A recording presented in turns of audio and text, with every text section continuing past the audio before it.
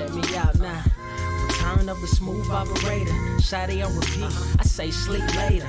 This another favor. Consider me your neighbor. Lost a lot of fam in pursuit of the paper. She gon' catch the vapors when we slide by. The way I speak my mind, it's like I peak my prime, but I ain't close. I cruise through the night air. Fantasy a dream. Real world is a nightmare. Like Claire battling the brainless. Learn to live shameless. Talk about me alive, but claim that I'm nameless. You aimless. So I'ma style on them. They washed up. It's a rap. Throw the towel on them. Gaining miles on them. Otakus for the win. Tacos, it depend on the mood that I'm in. Like Finn when it's time for adventure. This some new blue. Get ready to enter my mind for a few. Come and take a ride with the crew. I'ma show you how to recoup days lost when you vibe with the blue. Come vibe with the blue. Yeah, about time to regroup. Fly, got my eyes on the view. Never hear lies, only truth. Realize why they vibe with the blue. Vibe with the blue. Vibe with the blue. Vibe with the blue. Vibe with the blue. Vibe with the blue. Vibe with the blue.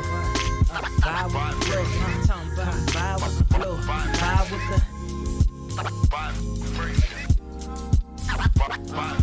vibe with the sky. Wait, you know the rest. I'm blessed. I see you frontin' like you ain't impressed, but I still get requests. I'm playing Zelda on the GameCube. I quit spamming my music. Don't ever try forcing the links. That's a high rule. The wind waker, Mother Nature on my side too, controlling the elements. Go and check my avatar. I'm arrows ahead. Get the point moving forward. The battle scars accumulated over time are reminders of what I went through as a minor, but made me a grinder.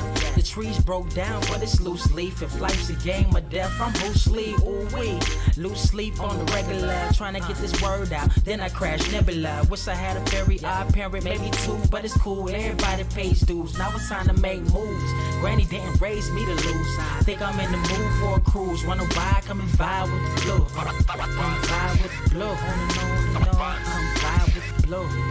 Come vibe with the blue. Come vibe with the. Check this out, y'all. I'm back spazzing like the elderly. Worth of my cousin Beverly. Never swear away from the truth. Just ask Heather. Be weather, be tripping. Starting to control like our destiny. Always give you the best of me until the death of me. My weaponry is a paintbrush. Hush, don't tell my secret. They get a hold of it. If you leak it, get it. It's cool. Got you covered though, look. But let me get back to that cool-ish, loose-ish. Why they still lying? They don't do this bad at board games. Whole world clueless, selling they soul for roof Chris. Who's this honored fella? Need a sliced extra mozzarella. Crew fly, leg guy propellers. Humanity born like they don't trust fun. Why you dodge the teller? You don't know, but my odds are better. Life's a gamble, depending on who holding the cards. You can start living at large or it's bon voyage. Charge it to the game. Me and you ain't the same. I'm thinking bigger pictures. Why you still shrinking the frame, ever blink in the rain? It helps when your eyes dry. Mob with the bright minds. Think you funny, wise guy? Midnight marauder with a new tribe. Tired of the fake. Come and vibe with the blue sky. Come vibe with the blue sky. Why do you try? We get them high. Take them high. What I do? Come vibe with the blue. Yeah. Come vibe with the blue. Pass what up? Vibe with the.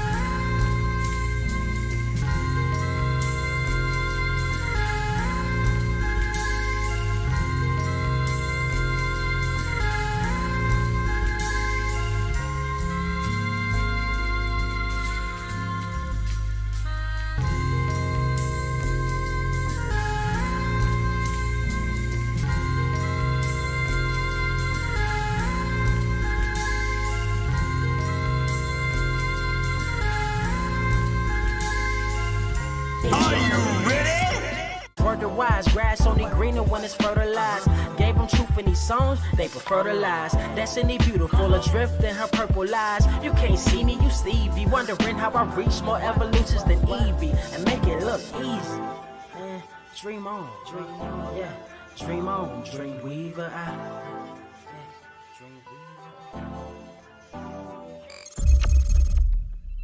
What is up, Earth's mightiest subscribers? It's your boy Ernie Blerd Without Fear. Got the homie Carter Presents in the building. What up, bro? What is going on, man? What is going on? I already see one super chat asking, so I figure we can go ahead and get this out of the way right now. I did not get a plate unless you account the rather cheap plate that the LAPD made for everyone that was working that night. So didn't really have anything. I was telling Ernie before the show started, my plate consisted of dressing, yams, and macaroni because some bitch ass killed all the pecan pie before I could get to it. They didn't even have Kool-Aid. They just had a bunch of fucking soda. And if had I known that's all I was gonna get on my plate, I wouldn't have got a plate. Damn. But yeah, I'm good. Damn. I'm good, bro. Damn. Well, on that note, I hope everyone had a happy Thanksgiving. I know I was kind of MIA for the duration of it because I don't really fucks with Thanksgiving like that. It's a colonizer holiday. I don't fucks with it like that. I mean, I go to family dinners and shit, but if you ask me man, what do you think about Thanksgiving? Or you go man, what are your plans for Thanksgiving? I don't know, same shit everybody else is gonna be doing. I don't know. Honestly, I forgot Thanksgiving was. Matter I was literally talking to one of you, one of Earth's mightiest subscribers, because I don't know what was going on. We were trying to plot something out, and we were making plans, and kind of plans fell through, and then we were trying to re-up on the plans. It was actually the homie, Poe Archery Media, and we got to y'all were trying to re-up on the plan, so you moving weight around here. You're right. We trying to be on this show anymore. we trying to get that. We trying to move that weight on the show. Don't tell me that. You're not gonna make me an accessory to your ill-gotten gains. But no, the messed up part about it was I was like, oh yeah, shit, we just do the shit Thursday. And then they were like, yeah, I'm gonna probably be busy. I got Thanksgiving plans, and I was like, oh shit, it is Thanksgiving this Thursday. See, that shows how little I think of Thanksgiving. But anyway, to me, it's just I don't think about the Pilgrims and the Native Americans. I don't think about any of that shit. All I think about is I'm just going somewhere to eat for a couple of hours, and then I'm gonna go home. That's all it is to me. That is all Thanksgiving is to me. But that said, welcome to the 134th episode of the Blerd Cave. We got some good stuff to talk about. We got actually, you know what? Since the news week is actually kind of light, I actually kind of want to spend some time talking about a couple of things that weren't initially on the agenda. But of course, we're going to talk about Hawkeye. We're going to talk about the first 2 episodes of Hawkeye.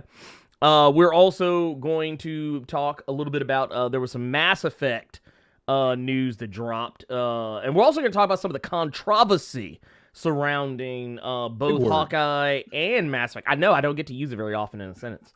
Actually, that's a lie. I get to use that word probably about 3 or 4 times a week now, because people are crazy.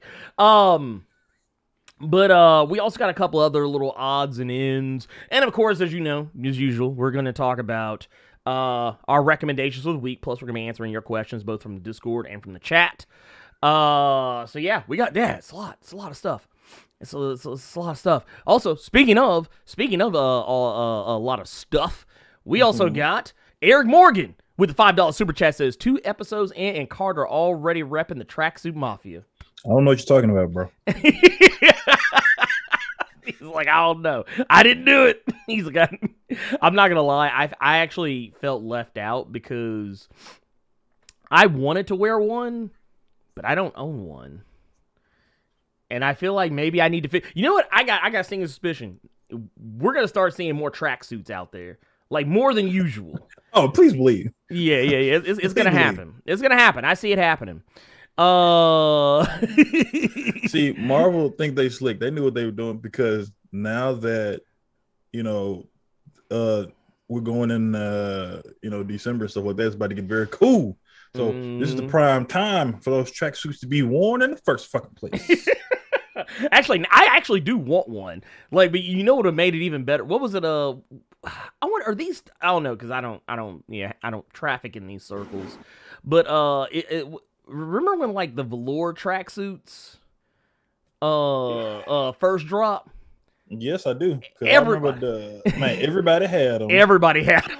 And then you always had that one group of dumbass that they wanted people to see them in it at all times, so they were always wearing it to all that just outside smell just punched you in the damn throat.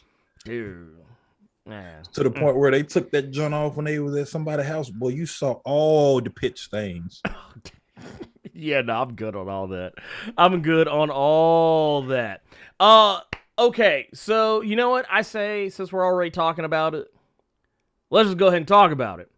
So as you guys know, late Wednesday night, technically it was Thursday, because, past midnight, or at midnight, depending on what time zone you were in.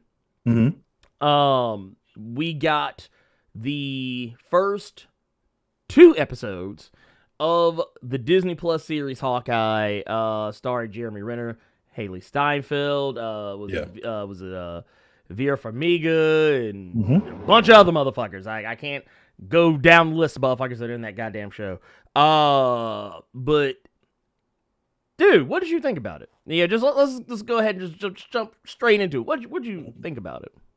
So I enjoyed both episodes. I like the way the trailers show that musical, as opposed to how we actually see it in the show and what it represents.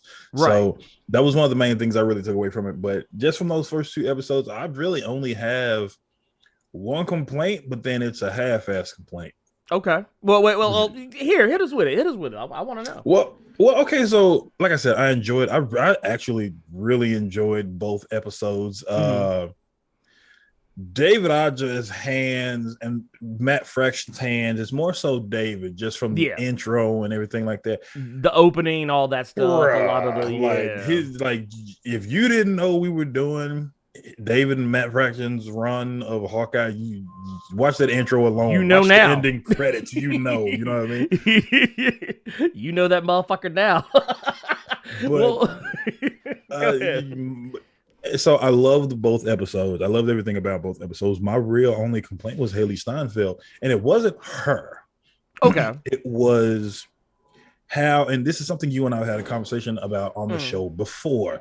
I wasn't vibing with how they did Kate Bishop all that much. But it was only in specific moments, because coming from that run that they're taking a lot of cues from. Right.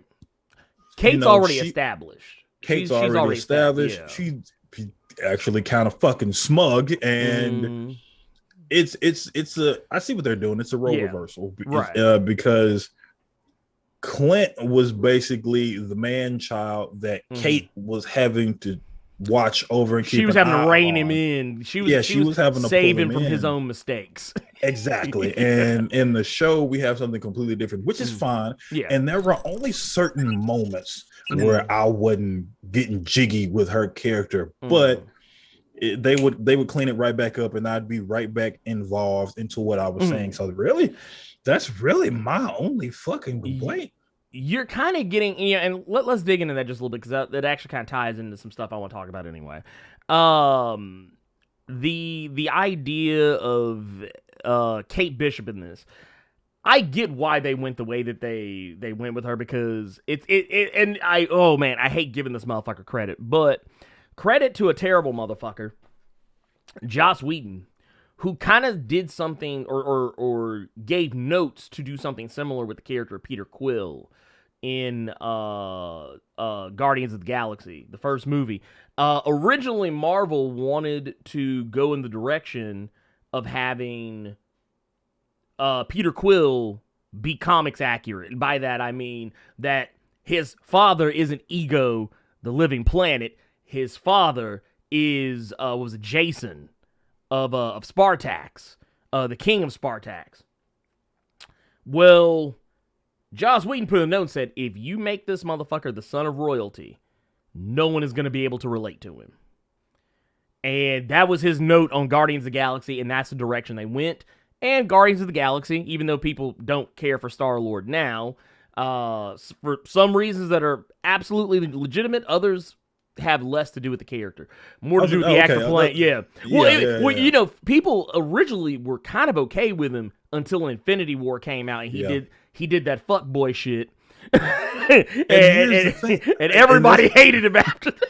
And that's the thing. It's like, bruh, like, it's a story. Yeah. Like, they were going at Chris Pratt for real because he didn't kill Tom Holland. Right. Well, and here's the best part. And then people started, the hatred bled over into real life even more so because people started realizing that Chris Pratt is probably not a good person in real life either. He supports, it's like he throws his support behind churches that are really problematic. And, well, I think, I don't know if that one was true. I think that was somebody. No, it's true. That one, no, the thing that was fake is there was something he tweeted. Someone doctored the tweet. Okay. Someone doctored tweet. I knew about the doctored tweet, the Photoshop tweet. Yeah. But what he did with his new wife. Oh, that's another story. I don't know about that. Well, no. It was him talking about how much he appreciated his new wife and their healthy child when he and Anna Faris's child wasn't in the best health wise. So they thought that was like a really fucked up jab toward her. That's when everybody fucking that didn't help. That didn't help. That's what everybody was like, get that Caucasian the fuck up out of here. Get him out. Look, you can't. And then Mario just made it much worse. Well, it's hilarious to me because, well, you know, getting away from Chris Pratt, it's kind of the same thing that they did with Haley Steinfeld's character of Kate Bishop. I kind of feel like they felt if you brought in Kate Bishop as we know her from the comics, like off rip, fans would probably, even, and I'm not talking about comics fans, general audiences would probably not be endeared to her. Because you know how that goes. I absolutely agree with you. Anytime a female character exhibits qualities that, you know, people see and, you know, typically see in male characters, they get triggered because they're like, "Well, she's not ladylike." It's like you could literally take a character that's female, give her the same personality qualities, all that shit as Tony Stark, the shit that people love about Tony. If a woman had those qualities, which technically Kate Bishop, in a way, the smugness is very Tony Starkish. Yeah. But just on a higher level and maybe even more deserved. But so that's where I disagree with you. I don't. I think I don't think it would have triggered people if it was a strong woman in a strong role. I think with where the story is, this is why I say, like, I had a bit of an issue with the characterization, but they pulled it back in, and I was down for it. And the reason I say that is because I'm already seeing it. I'm already seeing it. That's why I'm saying. Oh, okay. I was gonna say I think people would have only had a problem with her being the way that I'm thinking of her in the book. Is because of how Hawkeye is. Because Clinton Barton is nowhere near the Clinton Barton. Well, he's not a schlub. He's not a grimy guy. So I don't think you could do both of them doing that. So the fact that Clint has gone through it and he's playing that role, I completely understand why they didn't go the smug, I know I'm the better Hawkeye. So I think people would have had a problem with it. Go back and look at the campaigns for all the other shit. You'll see exactly what I'm talking about. Wait, what do you mean? No, I'm saying, like, just the way people have responded in the last, like, several years to case in point, Captain Marvel, a prime example. Heck, there was even people that got pissy about some of the and not even, you know, Scarlett Johansson, but even like Yelena in Black Widow, so on and so forth. There are outliers out there that I don't think you're considering. But the whole case of point being that I think that they went that other direction because, well, for one, she ain't there yet. Yeah, and it's not to say she won't be there. But I think it's one of those, what Marvel does very often, and most people do in general, You actually more commonly see it on the Zack Snyder side of things more than anywhere else. But the character isn't who they are in the comics the second you meet them. But eventually, they'll get there. Like, I wouldn't be surprised if by the time we saw Kate Bishop, like, let's say, case in point, some Easter eggs and teasers, things that were dropped in just these first 2 episodes, West Coast Avengers. If they decide to go that route, I would be surprised if she was the Kate Bishop, like the attitude and everything from the comics there. Or did they mention West Coast Avengers? The house that they were hanging out in the second episode. Okay. It belongs to the actress who I forget the actress's name in the comics, but she was a character who basically gave them the safe house, and she ended up, I think she ended up getting killed because she was like sacrificing herself for to save the West Coast Avengers. But basically, there was a poster of that woman in the background. Okay. In that house, which kind of is a nod and a tease towards that. And apparently, Jeremy Renner and I think even the producers and showrunners of the show have even kind of hinted that there are more West Coast Avengers nods, and there might even be they haven't said anything about Young Avengers. I know the showrunner basically said that there's going to be like a huge thing that's going to come up in the finale. Now, take that with a grain of salt, because they said the same shit, or rather, Paul Bettany said the same shit with the finale of WandaVision. And what did it turn out to be? It turned out just to be White Vision. Vision. White Vision. Quick question. Yes. Quick question. Which team is more mid? West Coast Avengers or Justice League International? I think Justice League International. Well, and here's the thing. Here's the reason why I feel that way. It's not even that the characters aren't good on either side. It's just that I more commonly know people who are aware of what the West Coast Avengers are versus the Justice League International. Like to most people, they're just it's just Justice League. They see anybody who looks like Green Lantern. Or anyone who looks. Damn, he couldn't even say Guy Gardner's name. That's fucked up, bro. You're right. That's fucked up. Look, they don't know who Vibe is.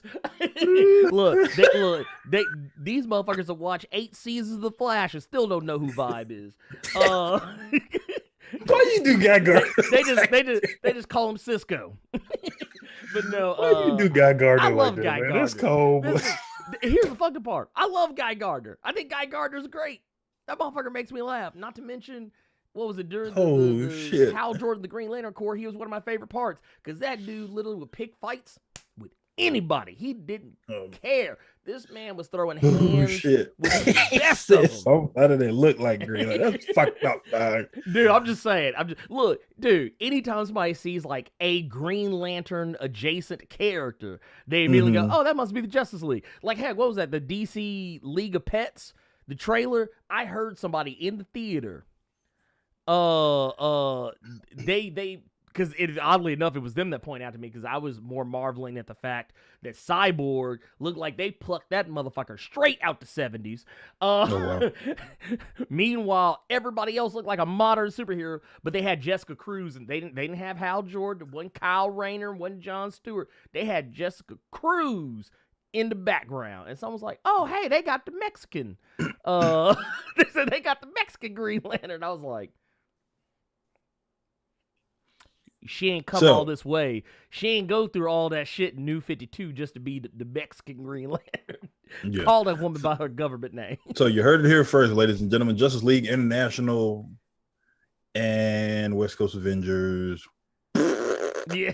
That's according to Blerd Without Fear. Keep it in mind. No. Now, here's the thing. I actually love the West Coast Avengers. I fucking love the West Coast Avengers. Because there were so many misfits on that damn team.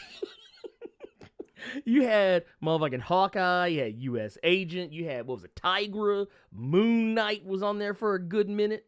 Hell, I think Vision, Wonder Man, and fucking Scarlet Witch were on that motherfucker for a hot minute.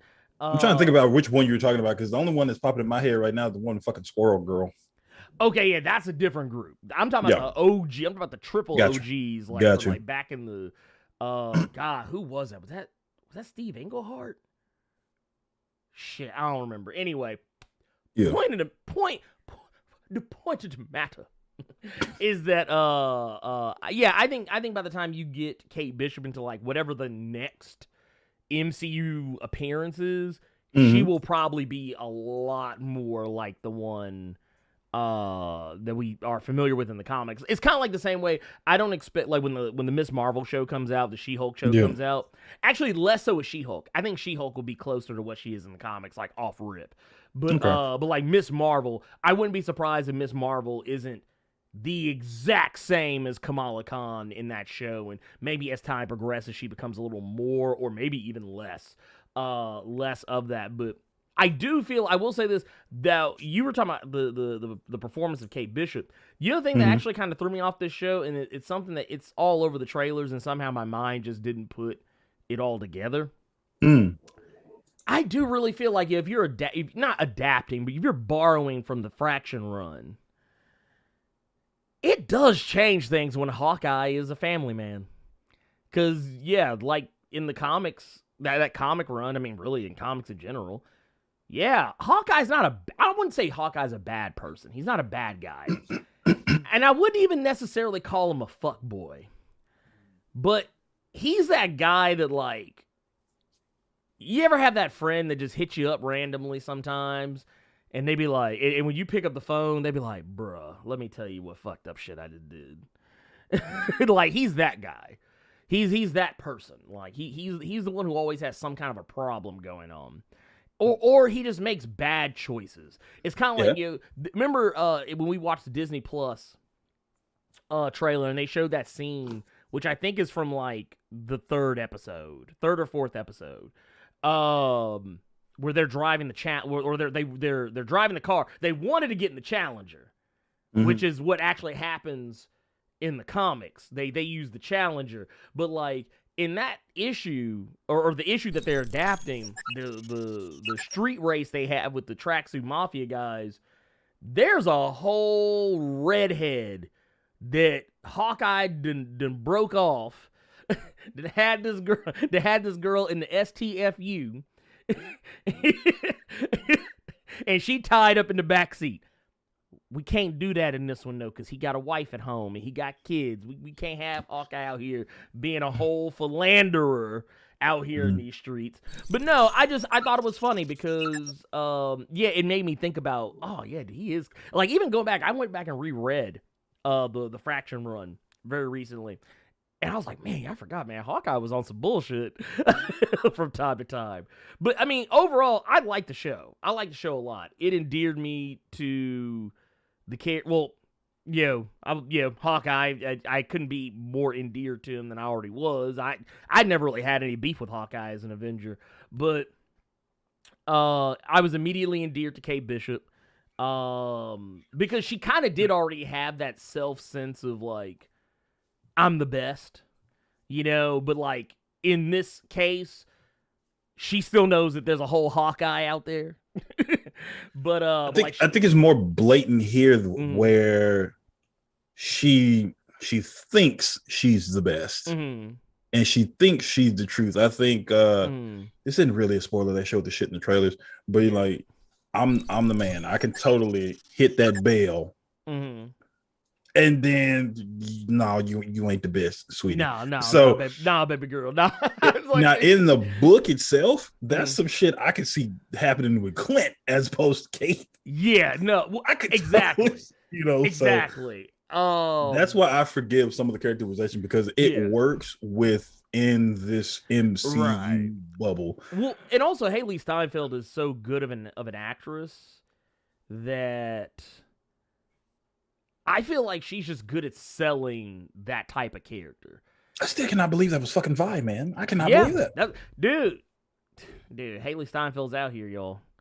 She getting that Dickinson money. I was gonna say, please, phrasing. Look, she getting the Dickinson. She getting the Arcanes. and she getting them Hawkeyes. Yeah. But no, she did a fantastic job. The one who actually, not to say surprised me, because I think Vera Farmiga is a great actress. I don't think there's any surprise there. But the one that I actually didn't expect Vera to get as much to do in the first 2 episodes.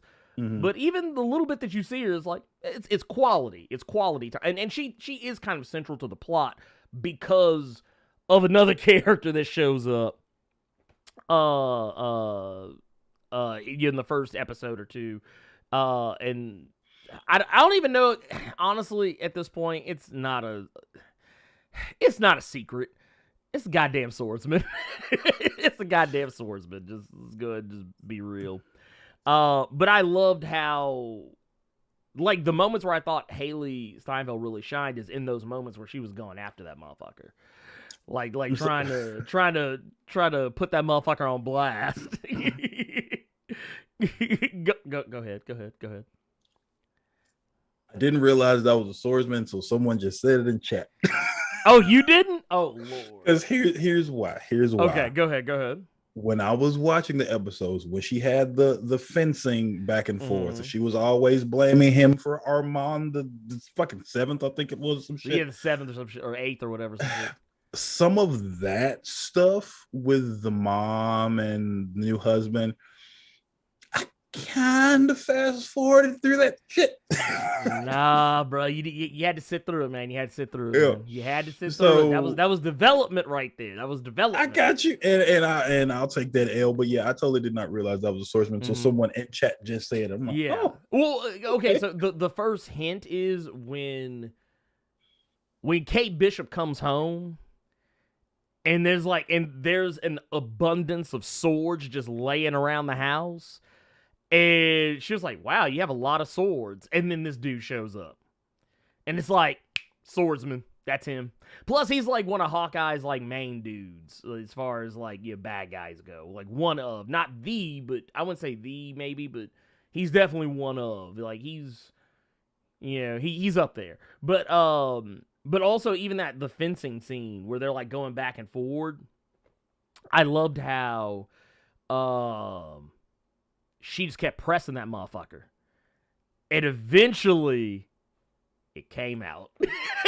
Eventually it came out. Yeah, you lying, motherfucker. Yeah, because dude was trying real hard. He was trying real hard. That man, he bought books, Ernie.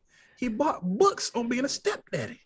He did buy those books. I love the fact that we live in a world right now where the goddamn swordsman is in the MCU. The swordsman. Just think about that for a second. Be like, man, dude, you know what they got on Hawkeye right now? The swordsman. Who says that? We do now. Shit.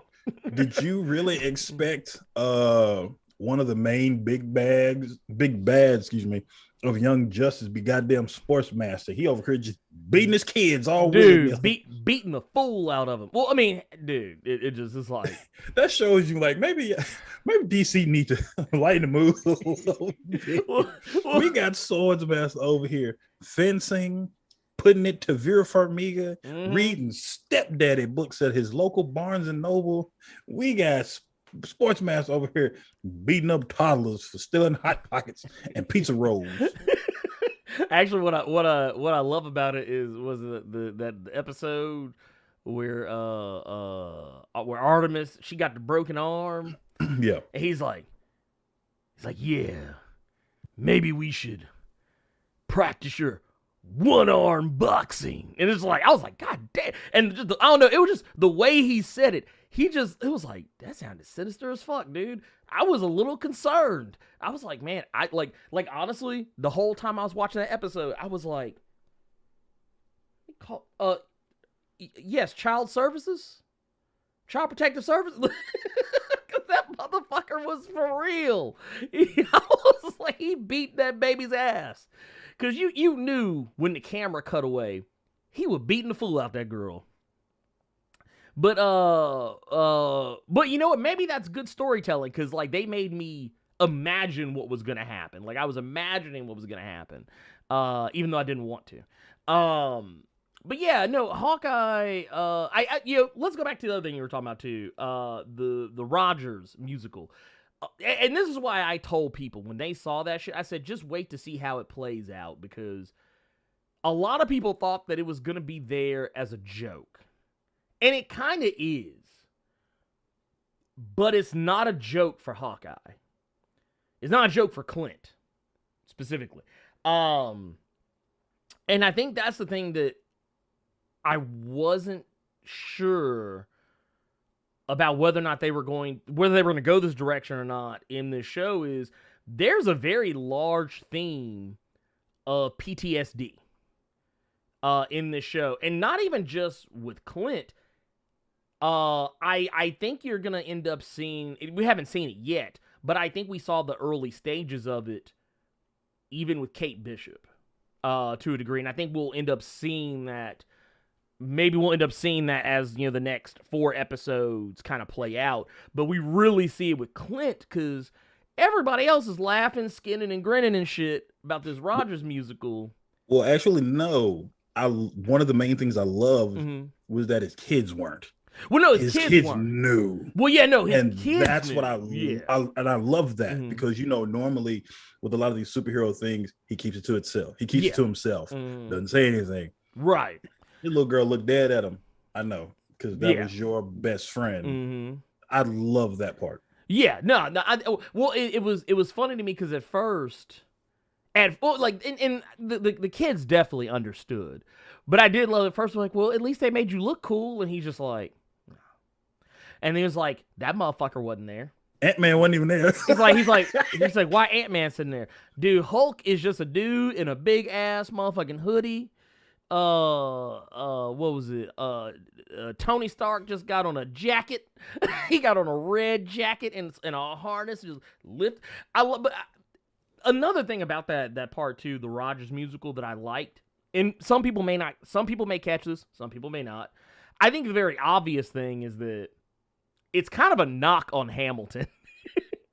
But that was blatant. That part, that's what I'm saying. That part's obvious. But it's taking something, and this is the part I think people aren't going to catch on to as often, is that this is a musical that's taking something and dramatizing it, but at the same time, like, you got these people in the crowd watching the Battle of New York, and like, oh, look at that, oh, that's so cool, but it's like, but what about the people, like you're taking something that's traumatic or something that is problematic or something that may not be exactly the way you thought it was. Like, it's kind of like Hamilton. Like whenever I see people like, oh my God, Hamilton, I'm like, dude, fuck that motherfucker. That motherfucker couldn't rap. People out here, like, because it made people kind of like not think about some of the shadiness of what goes on in Hamilton. But all that aside, I loved how Jeremy Renner portrayed that vulnerability. Even with his having the hearing aid now, like, I love how they portray that, because like he didn't want to talk about it. He was like, it was like a number of things. He's like, he just kind of, they show you what it was, but he just kind of like, that. Because you got to think, no one ever thinks about that shit. No. I think especially if you look at, if we go back a bit, look at Black Widow and all the little stash shots that she had to fix herself up and stuff.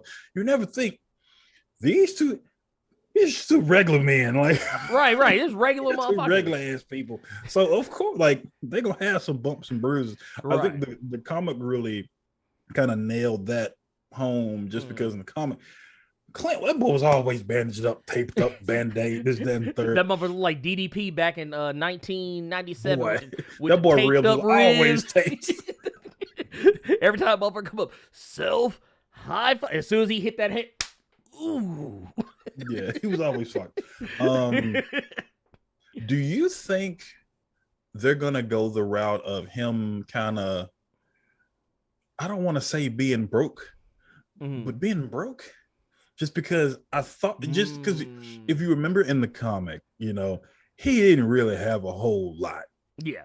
You know, he lived in that little ass apartment. You know what I'm saying? So, and I thought they were gonna go that route when he told hey, when he and Haley Steinfeld were in the store getting.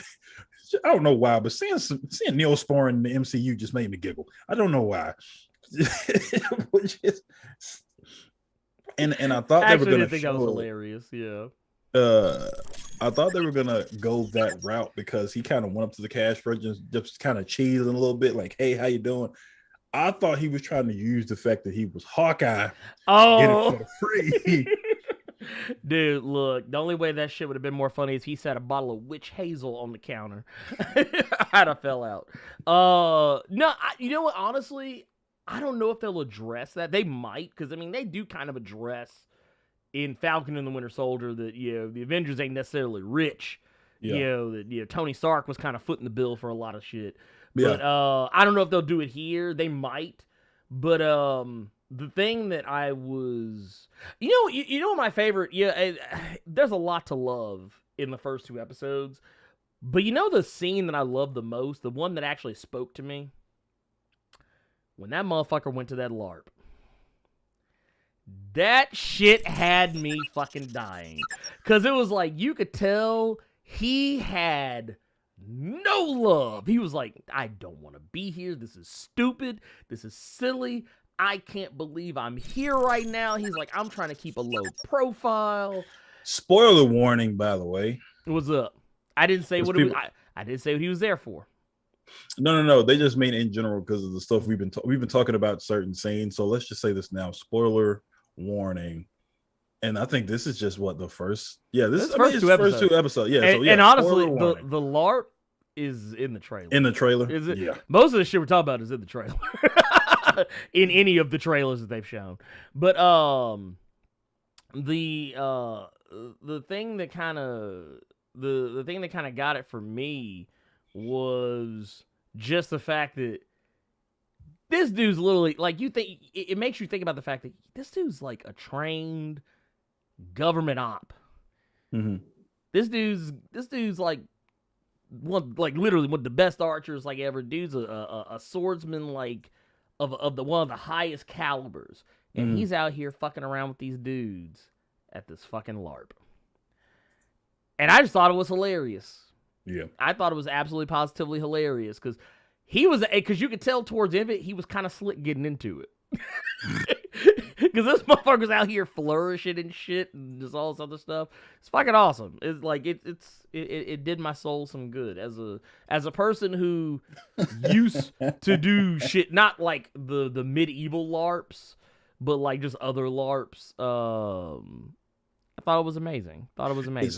It's funny just because before I started watching Hawkeye, Jeremy Renner has another show that just came out. The Mayor of Kingstown, which is fucking dope. By the way, you all should go check that out. If you, that's a more serious Jeremy Renner. Yeah.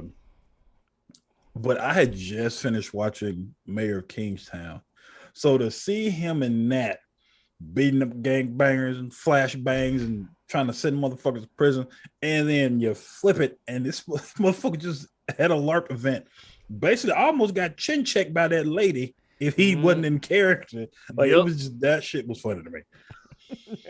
But it was, I will say, this is going to be where you all give me shit again. The LARP stuff is kind of cringe to me a little bit. So there may have been some fast forwarding. Until he basically told dude, I'm gonna put you to sleep if you don't give me that suit.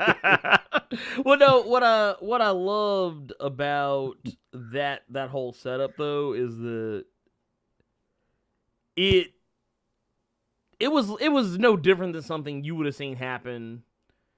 It's no different than anything you would have seen happen in that run. It could like okay. So the part where he's like talking about like the 8 or 9 bad ideas or whatever that he had or some shit like that.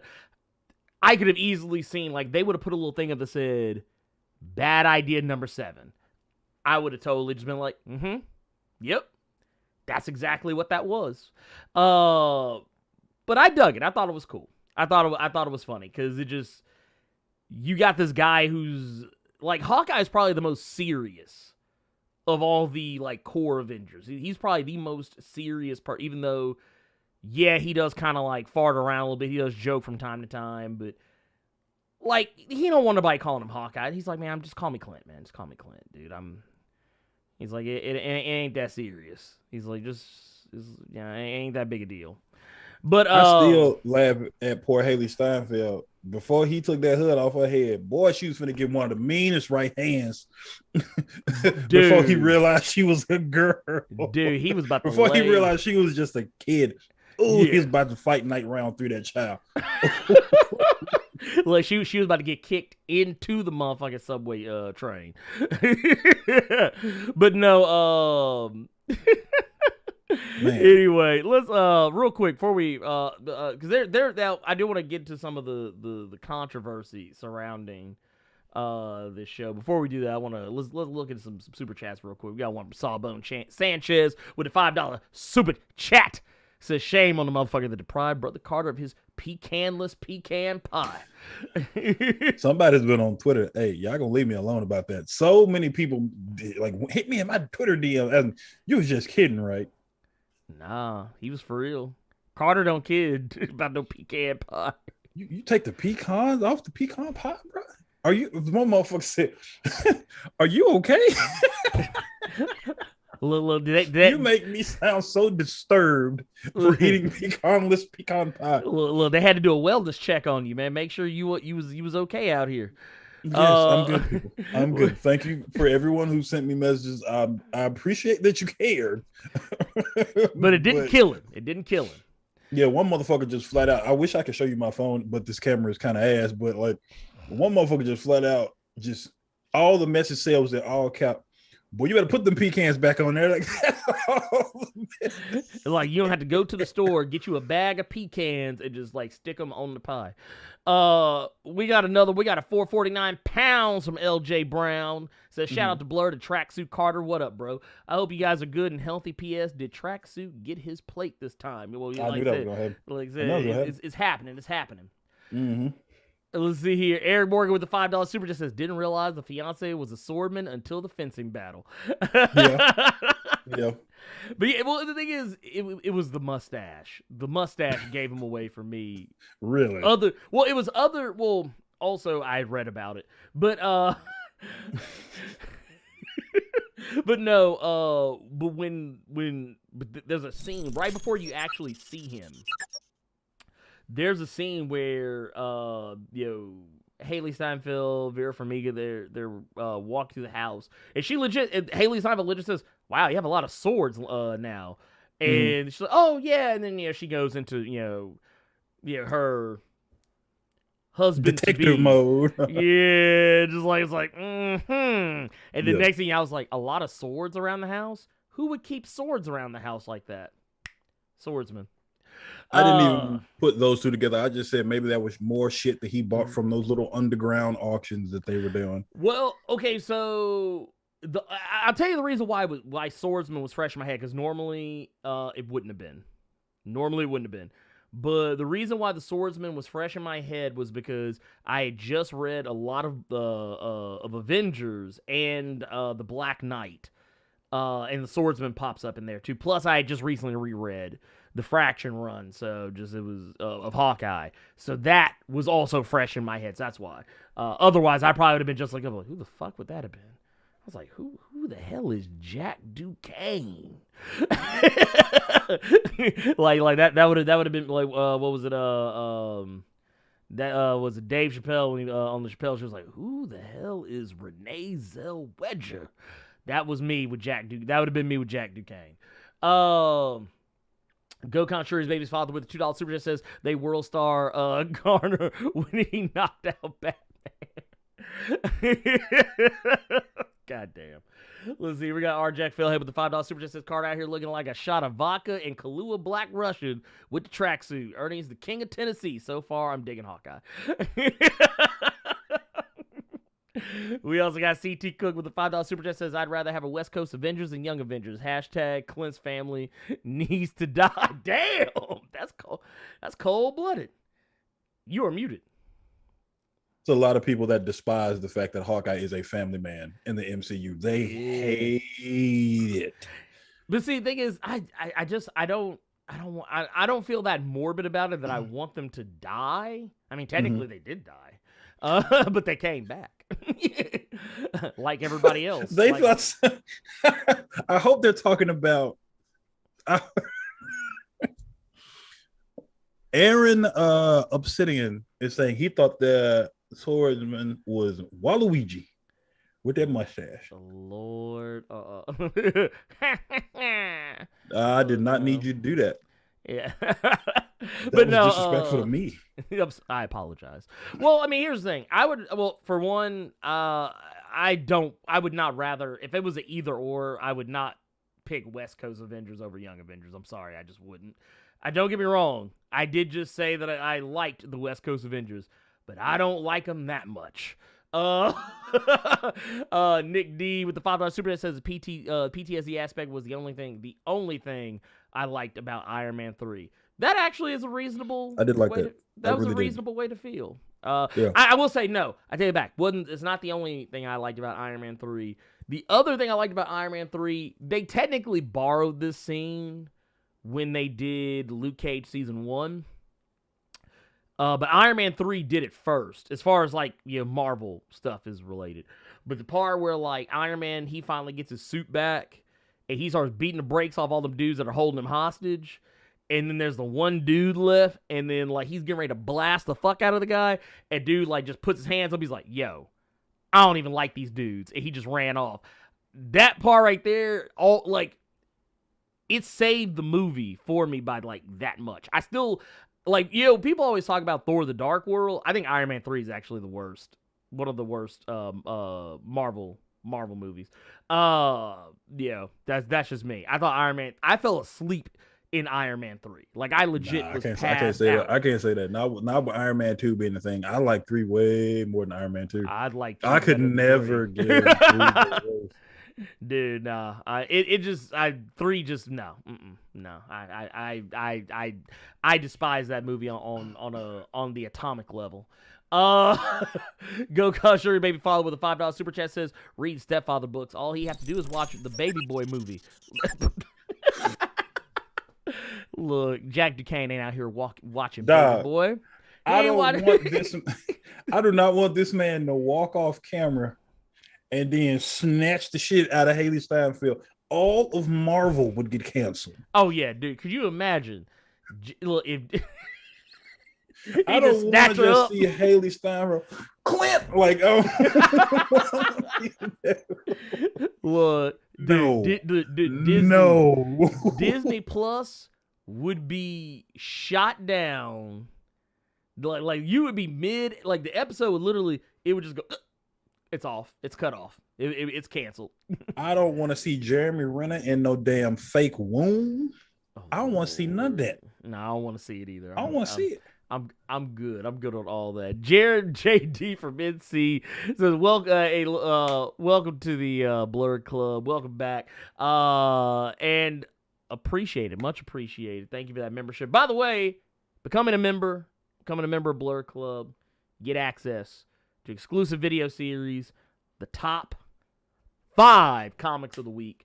That is a series where basically I talk about the comics that I enjoyed every week. Matter of fact, there's an episode up right now for this week. And surprise, surprise, this is actually a week where not a single book that I did a video on this week made the list. Think about that. We got another one from Trent's 5 with the $5 super chat says, imagine them knees. Boy. Wait. Dude, the chat just jumping around on me. I said, we got the Robo Strange with the 1999 super chat. Says, just some love for my family. Hashtag comics for all and hashtag Robo isn't a cop. I don't like him. What did Robo do to you? I think I can actually go ahead and say that now on the cave. I don't like Robo Strange. Why? What did he do to you? So I think you all are. I think everybody in here is going to clearly classify this under Carter is just hating I think Carter. This is going to be the Carter is a hater category. I think that's what everybody is going to put this in. What I'm about to say. I think a lot of you all are going to just blame the tracksuit, which I appreciate that. But tracksuit energy is what it is.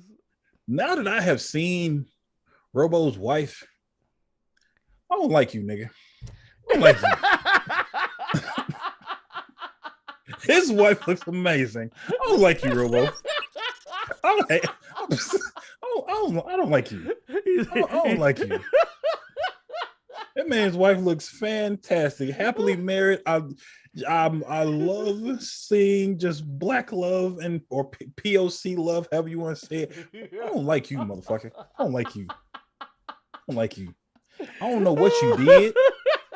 I don't know what hocus pocus you put on her, or practical magic, craft, love potion number 9. I don't know what you did to that sister. But I don't like you. I don't like you, Robo Train.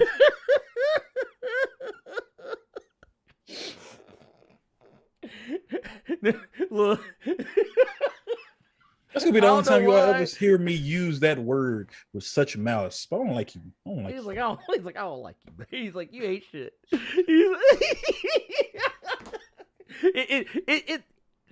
It is technically a compliment. It is technically a compliment. Oh my god. Oh. Anyway. Okay, let me fan myself. Getting hot in here. He said haters gonna hate. I'm not even mad. I know how it sounds. It's fine. It's fine. Dude, I don't like you. Don't ask me to play Dead by Daylight. I don't like you. Don't talk to me. This man would leave you on the hook. He just walk sure up to would. You. Look, this man gonna walk up to you on the hook and just start teabbagging. If I see you on the ground in Warzone, I'm just gonna stare at you through my sniper lens. Don't ask me to play a game with you. he's like, this motherfucker. But no. God damn, I don't know why I gotta be tripping so hard. But no, yeah, it reminds me like All Roads back to Dave Chappelle somehow. What was it? The Haters Ball. I feel like that's you right there. He's like, he's like, I hope all the bad things in life happen to you and nobody else but you. Nobody else. Nobody else. Nobody else. Oh goddamn! Anyway, I hope the next soda you grab out the fridge is flat. I hope the next haircut you get, somebody accidentally pushes your line too far back. Goddamn! I hope when you get in your car and go to turn the radio on, that your radio is broke and it's only on country music. Goddamn! I hope your AC don't work. But I hope when you sit on the couch to watch some Netflix or Disney Plus series, you sit on Thumbtack. I don't like you. I don't like you. That lady looks amazing. I don't like you. He says she's Afro-Latina. That makes it worse. Well, he's like, I'm done with you.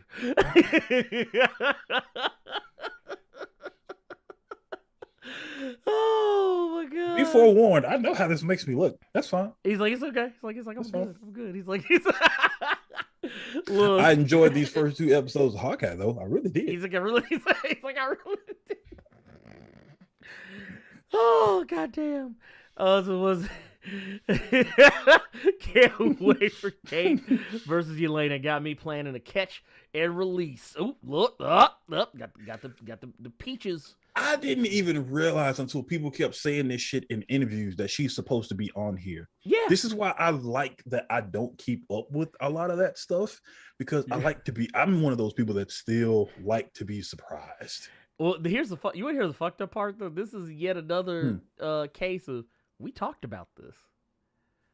You know my memory is bad. I know. That's why I'm just like, that's why I love doing these with Carter, because I love the surprise when he realizes that we knew already. He's like, "What? We knew?" See, this makes me scared for me that I am so fucking forgetful, bro. This makes me nervous. I might go get checked. He's like, man, I need to go get I gotta go get a CAT scan. We got a $5 super chat from Lamar Rolex. Hey, Blerd, was there ever a lady Bullseye ever in Marvel? Yes, there was. Yes, there was. Yeah. I don't remember what happened to her, but She honestly might be alive. I think so. she. I know people. Most people know her from Shadowland. Yeah. And I think now don't quote me on that, but I think she may have shown up in Zdarsky's current Daredevil run. I think. You know what? Here. Here's a real... But I know Kingpin is doing his thing with Typhoid Mary, but I could be wrong, but I think she did show up in Zdarsky's run at some point. Yeah, she's still alive. She's still alive, and as a matter of fact, as to whether or not she showed up in Zdarsky's run, no. But she was recently in Spider-Woman. Okay, maybe that's what it was. Yeah, she was in. I just knew I saw her in something recently. She was in one of not the Hawkeye that's running now, or the Hawkeye that came before, the Fraction. It was the Hawkeye run after the Fraction. After run. Fraction's run, Oh God, who did that? Oh, that was because it was somebody who did Moon Knight. This was. Oh no, wait, no, I lied to you. Well, technically not. Okay, so this was Kelly Thompson. Okay. This was Kelly Thompson. This is when it was Kate Bishop. Gotcha, this is when it was Kate Bishop as Hawkeye. That was where she showed up. And she showed up in the relaunch of West Coast Avengers. The newer West Coast Avengers, which I think was the one you were thinking about earlier. And even though I don't expect too many people to remember this character, but there was a character by the name of Star, who recently... Yeah, she was in Captain Marvel, wasn't it? Yeah, she was the one. Yeah. She was the one that basically was going around and basically trying to make Carol out to be a bad guy, and then turned out it was her all along. It was Star, and I think now, if I'm not mistaken, I think Star is still. I think she is still a living Reality Stone. I think. I don't remember how that story arc played out, but yeah, that heifer got a whole Reality Stone in her body. So you take that how you wanna. Take it how you wanna. But yeah, she's still around. Maki Matsumoto, I believe, was her government name. The lady motherfucker said, Carter is so salty a moose would come by and lick him. Goddamn. Well, he just walked through the and then going about his business. And look, we got another one for Eric Morgan with the $5 super chat. Says, good thing about Clint's family theme is we get to see his kids grow up. Nate was born at the end of Age of Ultron. Now he's Power Ranger age. MCU is a slow burn. This is true. Because I actually sat back and thought about it when I was watching. Because I actually rewatched the episodes that are up right now. I actually went back and rewatched them after the fact, and I was like, damn, these kids have grown up. God damn. I said next year we're gonna start seeing them in some Marvel movies. They're gonna end up getting recast as characters, other characters in the Marvel movies. We got another one here. We got one from the homie Jonathan Moda with the 1999 super chat. Says, hope you had a great holiday with the family, loved ones, support local business, get those motherfucking likes up. Thank you for that, by the way. Thank you. I much appreciate it. I hope you had hope all y'all had great holiday with family and being safe. And please, I don't know if any of y'all went running out for Black Friday, but please be careful out here in these streets. Don't go out if you ain't got to. Damn, yesterday was Black Friday, wasn't it? Mm-hmm. Yes, it were. Damn. Yes, it were. Dude, I don't like how bad my memory is. God damn, this motherfucker. I don't like this. But no, we had a We just had Black Friday. I didn't go out. I didn't go out and get anything because I wait until Cyber Monday, and I do all my shopping online. Anyway, I don't like going, like, having worked retail, I have the hugest disdain for Black Friday and everything that it stands for and represents. This is sidebar, but I don't know, Carter, have you ever seen the movie Krampus? The horror movie? Yeah, the horror comedy movie. Yeah. Okay, so I don't know if you remember the opening of that movie, but like it's basically like people rushing into a store on Black Friday.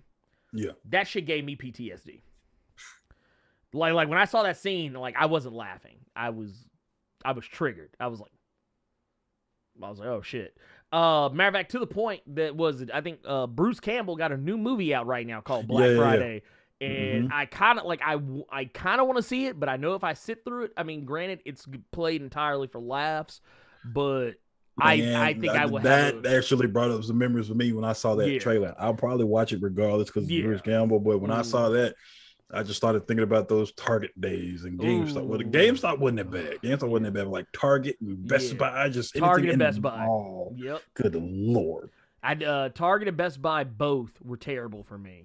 Terrible times for me as an individual. And yeah, no, I'm good. I'm totally good on that. Don't want it, don't need it. Be bold trading with the $4.99 super chat says, I know there's a review up on this, but what are y'all's thoughts on the Hulk book that came out? Well, I'll tell you what, we're actually going to talk about that a little bit later. So I'm a tab this one or table this one for right now. Spoilers for the recommended for the week. But we are going to talk about it during the recommended section. Little further down, but we'll get Carter's opinion on it too. If you want, I don't know what your if you want. We can talk about it. Okay. I actually did see another question. I don't want to forget this one, but this because it's for the person I've seen actually ask about it. But they asked, have we read the new Human Target series? I know I read the first I haven't issue. I've only read the first issue. I read the first issue. I haven't read it, if any, because there's another issue out now, right? No, next issue doesn't come out until the 30th. What was it? Okay, no, I'm thinking about a different book then. No, I have read the first issue. I thought it was good. That was good. It was interesting. I've never been the biggest Human Target guy though. I didn't even know that was DC. I remember when I hear Human Target, I think about the TV show. Yes. But I never knew that was a DC property because that was the first time I had seen Jackie Earle Haley in any fucking thing. And then Watchmen happened, and then Nightmare on Elm Street happened, which a lot of people despise that fucking movie. Which is, dude, here's the fucked up part. I actually rather enjoy that movie.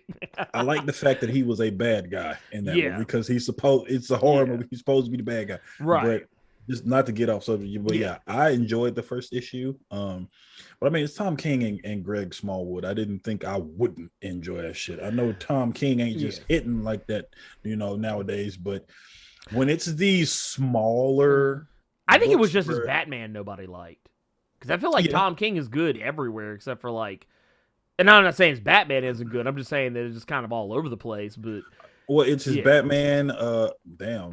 It's his Batman. It's his Batman and Catwoman. It's well, you know what it is. Is because Tom King deals a lot with mental health. A lot of his stories tend to center around mental health, and I don't think people liked seeing Batman deconstructed in that way. Is what I think was a lot of it. Because I think you're giving people too much credit. The motherfucker was just saw that he wasn't smashing Wonder Woman. Fuck out of here. Oh, well, there's that too. I think you're giving people way too look, I'm trying to be kind, goddamn. But no, I like me, like, okay, because you know what? I think me and you actually talked about this once. Most of the shit that people don't like about that Batman run, Tom King didn't even write. Like some of because I know he didn't write all of it. It was those. No. He wrote the core stuff, but some of the like the parts where it got really weird, that wasn't him. He was actually like on sabbatical. He's almost like Bendis. It depends. Well, not Bendis. I don't. That's kind of disrespectful. It's just the smaller, contained stuff. He's good. Miracle Man, Human Target right now. Right. Vision. He's good with those. Those big bombastic ones. No. Yeah. Well, it's like I don't think you should put him on a book where he's on it for like 50, 60, 70, 80, 100 issues. Mm-hmm. I don't think his story, and I'm not saying that it's bad. I'm just saying that like I don't think his style of storytelling is suited for to be stretched over that many issues. I think it always works out better for him when he's doing something that's anywhere between, you know, maybe 8 to 12, maybe 20 issues, and then get out. Because basically what you're doing is his stuff hits home because a lot of people don't know about him. I think Tom King is like ex-CIA. Or something. He actually had a book that he was doing for Image, Sheriff of Babylon. That was basically a lot of the stuff that he was doing over there. Right. So, a lot of those stories. So yeah. And he actually is very open about the fact that he does have PTSD that from his time working with the CIA, that there's a lot of stuff that like I remember he was talking about, like, 'cause I think it was back when people were sending him death threats for some dumb reason, and he was basically talking about how he said you would be amazed like what the smallest thing could do to trigger someone's PTSD over something. And I was like, dude, that's fucked up thinking about it. It was just like, but yeah, that's neither here nor there. But yeah. I have to be. I got to be salty again real quick though, because somebody said Bendis be hitting. Tom King don't have that kind of range. Bendis be hitting when he in the mood to hit. Because ain't nobody talking about that boy DC shit. Come on now. Stop it. Hey, wait. I will say. I really enjoyed Naomi. However, Bendis wasn't the only one writing Naomi. It was also David F. Walker that was writing it with him. But here's the thing. Bendis is good when you have him more, like when his stuff doesn't have to be connected to some wider overarching narrative. Now let's be clear here. The guy has turned in amazing stories for years. He has. But the thing is, when you've been doing anything for a long time, like, I'll be the first one to say it. I love Chris Claremont. But not everything he wrote was fire. Exactly. It like everybody got misses. There ain't a single I don't think there's a single legendary comics writer, or even artist for that matter, who ain't got at least a 1 in the L column. Not a 1. And I'm talking about legend. I'm not talking about these recent motherfuckers, people who've been writing the last 10 years. I'm talking about like people who've been in the business for like 20, 30 fucking years, 40 plus years, God willing. It's not a thing. Like, you go write something bad. The law of averages says you're gonna write a few bad things. And I don't think that everything Bendis has written is great. I don't think everything he's written is bad. I actually think his batting average is actually pretty good for a guy who's been in the game as long as he has. But yeah, has he done? I think you know what it is. It's the Ben Affleck syndrome. Remember when Ben Affleck had them string of bad movies, and then people just acted like he was never in anything good ever in life? It's kind of like that. Bendis had some bad shit back to back. And then people just forgot about everything he did prior and everything that he did after. People are just like, oh no, it's garbage. It's real popular to shit on Bendis, which is why when people say they don't like Bendis, I'm kind of like, okay. No, that's what my argument is always. He has to really enjoy what he's doing. Because Jason Davidson, you asked if Ernie and I, do we still enjoy his Daredevil? Yeah, we literally just talked off camera. this was actually off camera. Yeah, we talked about this, talking about how Bendis is still one of the best Daredevil runs, and I'll put his Daredevil up against Chip Zdarsky's, and I fucking love Chip Zdarsky's run right now. Good Lord, this Good is too God. early in the morning. Lord. Andre Malcolm with the 99. Good 99. God. Just giving thanks. Enjoy y'all holidays. The Magic Order 2 is great, by the way. Mark Millar and Image Comics are slowly taking over the comics industry. Never thought I would hear those words. They will be number 2 after Marvel. I always kind of thought, anytime people said the big 2, I'm like, you motherfuckers not gonna act like Image just ain't over here. Right. Slowly just kind of kicking y'all asses. Yeah. Oh, no. Yeah. At one point, when Mark Millar was writing shit that just wasn't gross, that was actually good stories. Yeah. That period of Mark Millar writing good books. Scott Snyder was still on American Vampire. DC and Marvel, y'all was getting some work. Dude, let me tell you something. I always used to tell people, when people ask me who did I like better, who did I think was the best comic imprint, Marvel or DC, I'd always say they both fighting for second place. Because while they both may be making more money than Image overall has the better stories. Yeah, Image has the better quality. And then better, and honestly, I would actually say Boom Studios is kind of eating motherfuckers' lunches too. Because Boom has been dropping heat lately. That hurts just because at one point when people would ask me about the big 2, motherfuckers would get mad at me because I say, oh, Image and Valiant. But Valiant is, I don't know what's going on with Valiant, man. Valiant's going through some restructuring. They went through some restructuring. There's some crazy shit going on with that. Now, the thing is, it's not to say that the stuff that Valiant's doing isn't good, but I feel like Valiant is so hit or miss. Because it seemed like they were really going places at one point, and then just, boom, done. And I don't know what's going on with them. But I still fucks with them. Yeah. But not as heavy as I probably should or would want to. Yeah. I was going to say we got a 1999 super chat from Gabriel Knight. Sorry, we got a 1999. No, we not. God, you fucking bastard. I knew it. Super chat. But yes, carry on. I had to do it, man. Sorry, I missed the beginning of the show, showing love and support to the Cave team when we appreciate it. Did we discuss Carter's Thanksgiving plate? Yeah, we discussed my plate or lack thereof. Oh my God, that's actually pretty hilarious that keeps coming up. But speaking of people not getting the plate, what a good segue. David has been on. Now this isn't news because technically he's been out here for like the last month or so talking about this. But there was some controversy because there was someone that posted this, and I don't know who it was that did this. Let's see. I believe it was Bruno Redondo. The guy who basically had been working on he was I think he's mostly for like Nightwing in Injustice and whatnot. But basically he was like he put out a tweet basically saying that stop crediting just writers, mostly when the visual tribute is just that, straight based on David Aja's cover. Comics are teamwork. And then David Aja came out with a tweet after that said, even better, stop crediting, start paying. Haha. And then this actually led to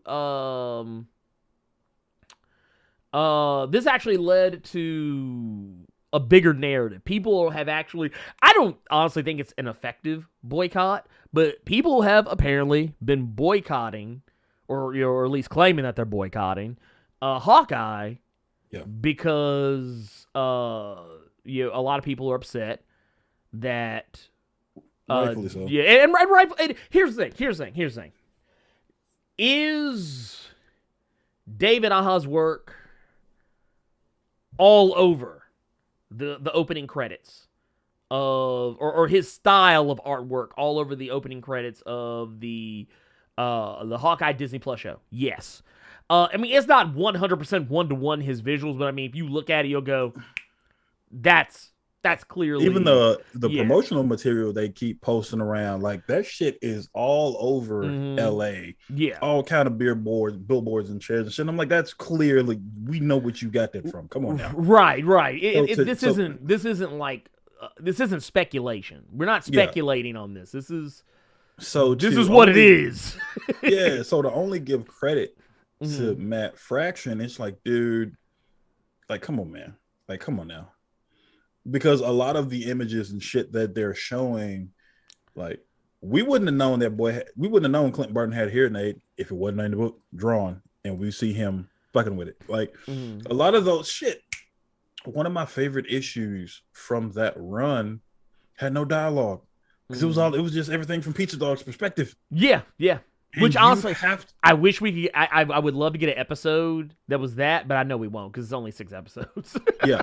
So you have to understand the amount of visual storytelling that you have to do to get someone to understand and to feel a scene from a dog's perspective. Yeah. Like this is why I promise you I'm gonna bring it back to David, but like when I look at somebody like Peter Tomasi, Patrick Gleason, when they were on Batman and Robin and Damian died, and there was that one silent issue where there was nothing in the issue but just art. Give these people their flowers, man. Well, and come on, like keep in mind, somebody Jason Davidson just asked us about Bendis and Maleev's Daredevil run. He didn't say Bendis. He said Bendis and Maleev because you couldn't have that book would not have been as good as it was if you didn't have one with the other. Yeah, well, the thing is, it's a partnership. Yeah, it's the same reason why when case in point, when I asked Donnie Cates to be on the Cave, I didn't ask for just him because I knew that would first off that would be disrespectful because he's not just Donnie Cates isn't writing and drawing the story. Ryan Stegman is also a major part of that, and a lot of people who wanted to talk to him about Venom stuff. Well, Ryan Stegman's a major part of that too because Donnie is writing the words, but even as I think Donnie even said on multiple points when we talked to him that Ryan's putting his input in too. Yeah. He's actually that's why I like contributing. It was, and that's why I liked it when it was the Venom story was done by created by Ryan Stegman and Donny Cates, or Donny Cates and Ryan Stegman. And Monumental Comics, I understand that they're trying to pull holy shit. The fuck? Jonathan Motor with another $99.99 super chat saying, I had some matches. I support the team. Thank you. Damn, dude. Yes. Thank you. Y'all are great. But Monumental Comics, you're saying so what? They're trying to pull familiar readers in. That's cool. Yeah. But if you let's say that you and a brother or you and a friend put this thing, you know what? It's like saying like somebody interviewing Ernie right now. And they're talking about how great he is on the Blerd Cave and how he created the Blerd Cave and everything with him is the Blerd Cave, and I'm just sitting in the corner. It's like, well, Carter's there too. You see what I'm saying? Well, and it's okay.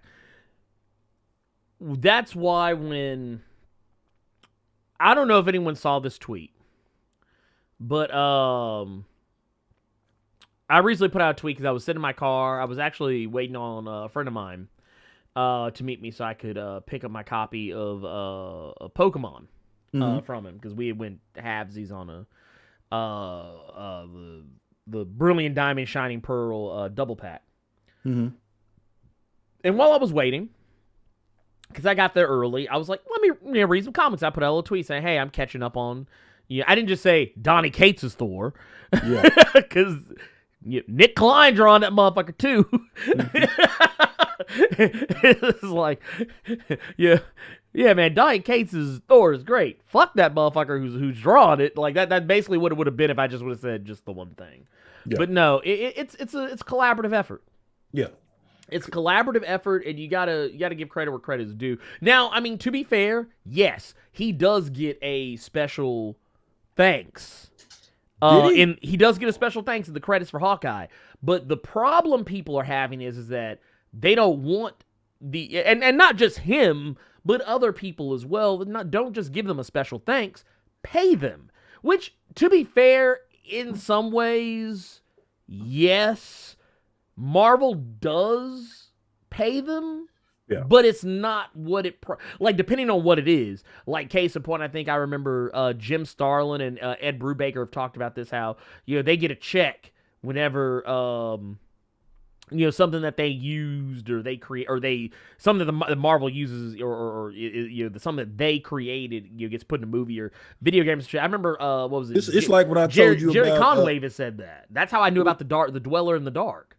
Okay, but it's like when I told you that Drake had put that picture on Instagram that he is still getting checks from Degrassi, and it was like $8 or some such shit. Yeah, Okay. it's like, I think it's like $1,000 or something like that. But still, I mean, in comparison of what they probably should be getting paid for, it's not. It is not anywhere near where it should be. If that makes any sense. Yeah, should it be getting boycotted? I'm not going. No, in my opinion, no. But people deserve their recognition. Yeah, absolutely. Just like bringing it back on us. The Blerd Caves are Blerd Without Fear, Ernie Carruthers, this, that, and third. Even though you just had an entire chat ask me about a goddamn plate. You can't. You have to give everybody the credit where credit is due, man. That shit is great. That's. So I think that's where people are upset. So that's why I say that, yeah, you can. There was a news story that came out that said that the Hawkeye stuff has taken a lot of cues from writer and artist Matt Fraction. I saw that. I think was that Watch Mojo? Was that Watch Mojo that did that? Maybe, because I remember seeing somebody post that I want to say it was Watch Mojo, but okay. First off, yeah, it's Watch Mojo. Don't be surprised. They don't look. This has nothing to do with Hawkeye, but I remember YouTuber Dowsey made a video not that long ago. This is more DBD related, but I remember they did a killer tier list for Dead by Daylight. And Dowsey went back and did a reaction to it, and he literally just clowned the motherfucker who made the video because all the footage basically showed they literally just started playing the game. They literally, because motherfucker only ever had 1, 2, maybe 3 at most perk slots on any of the killers whose footage he was showing, and even worse, barely even had a perk above tier 2. And then they put Nurse at the bottom. I don't even think Nurse was even on their list. They had Michael Myers as the top killer in the game, and I was just like, this motherfucker don't play. But anyway, for those that are curious, Michael Myers is not an S tier killer. He's just an annoying one. Let's see here. Boom. Let me see something here real quick. You know what? Ooh. LJ Brown telling on y'all. LJ Brown just snitched on y'all. He said, where's my dime cafe jazz music for lack of likes? Yeah, let's get these likes up, man. I think, didn't they even get the name wrong? Yeah, they got the name wrong, everything. They got the name wrong, everything. Matt Traction. Lord. See, this is how you know motherfuckers be using they be writing these articles from their phone. They write these articles from phones, that motherfucker auto-corrected, and they didn't catch it. But yeah.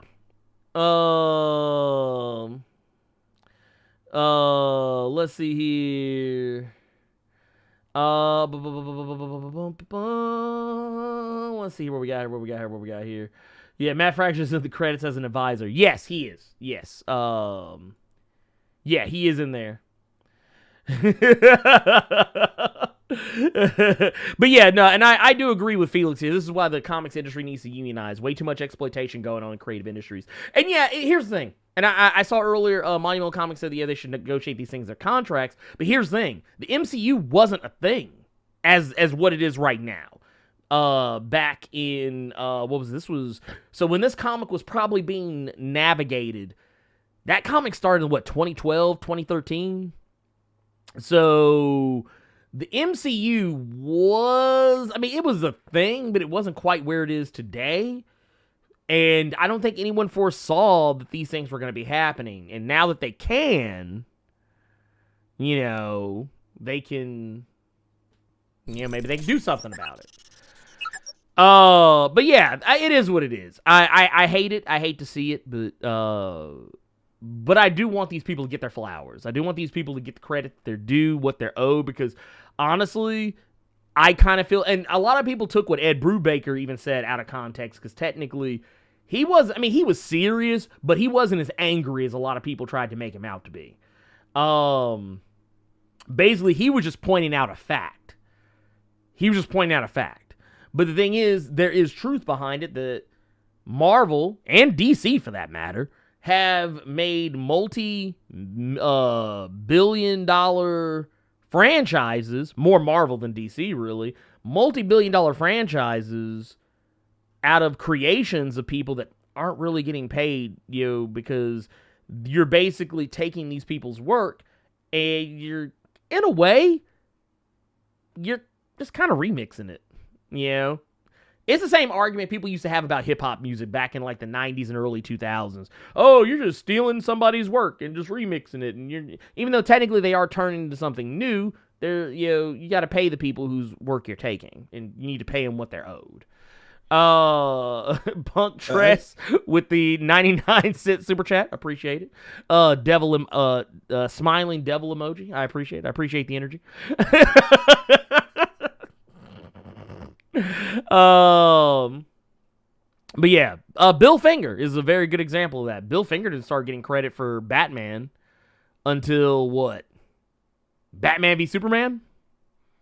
I think Batman v Superman was the first movie he ever got a credit on. Now, I think they've gone back and retroactively added in the credits, Bill Finger to the credits for some of the, maybe they might have done that for some stuff, but I know for a fact he is in every credit now. But Bob Kane used to be the only guy they gave credit to. And Bob Kane basically built an empire off of that, while Bill Finger and his family were poor. Things to think about. I actually do recommend, if you, I'm trying to remember, what was the name of that documentary? It used to be on Hulu. Carter, did you ever see it? The one about Bill Finger? I didn't get to watch it, no, but I know exactly what you're talking about. Yeah, it's, but basically, I'm trying to see if I can actually find the name of it. Because it was a very simple name. It wasn't anything like super duper fancy or anything like that. Let's see. Batman and Bill. That's what it was called. Batman and Bill. I highly recommend, if you've never seen it, I highly recommend go watch that documentary. I don't know where, or I don't remember exactly where you can watch it now. I'm actually looking it up to see. I'm on justwatch.com to see where you can potentially watch that. Batman and Bill. Oh, apparently it's still on Hulu. Okay. So you can watch it on Hulu. I highly recommend it. It's about an hour and 33 minutes. And I'm not going to lie, that documentary broke my heart. It broke my heart in multiple places. And heck, you can even ask my wife, because we watched it together. I legit teared up during it, because the tale of the lack of credit that he got just baffled me. But yeah, it is what it is. Let's see here. But yeah, this is a Monument. Was it Monumental Comics with the $5 super chat says shades of Simon and Schuster Superman. Yeah, sometimes you have to give back. And honestly, that's why I think people are fighting for that unionization to make things better. To make things better for these creators out here, people who've basically gone without. Meanwhile, another company's going on to make a profit on something they created. Let's see here. Oh yeah.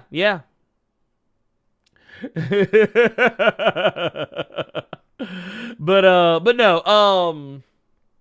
let's carry on. Let's carry on here. We've got. You know what? Let's talk about some X-Men news. We got some X-Men news. Okie dokie. Carter, I don't know. I don't think I sent this to you, but I am going to send it to you now because I honestly didn't know if we would get to it. But we got news. We just recently got some news of a new story arc that's going to be coming up.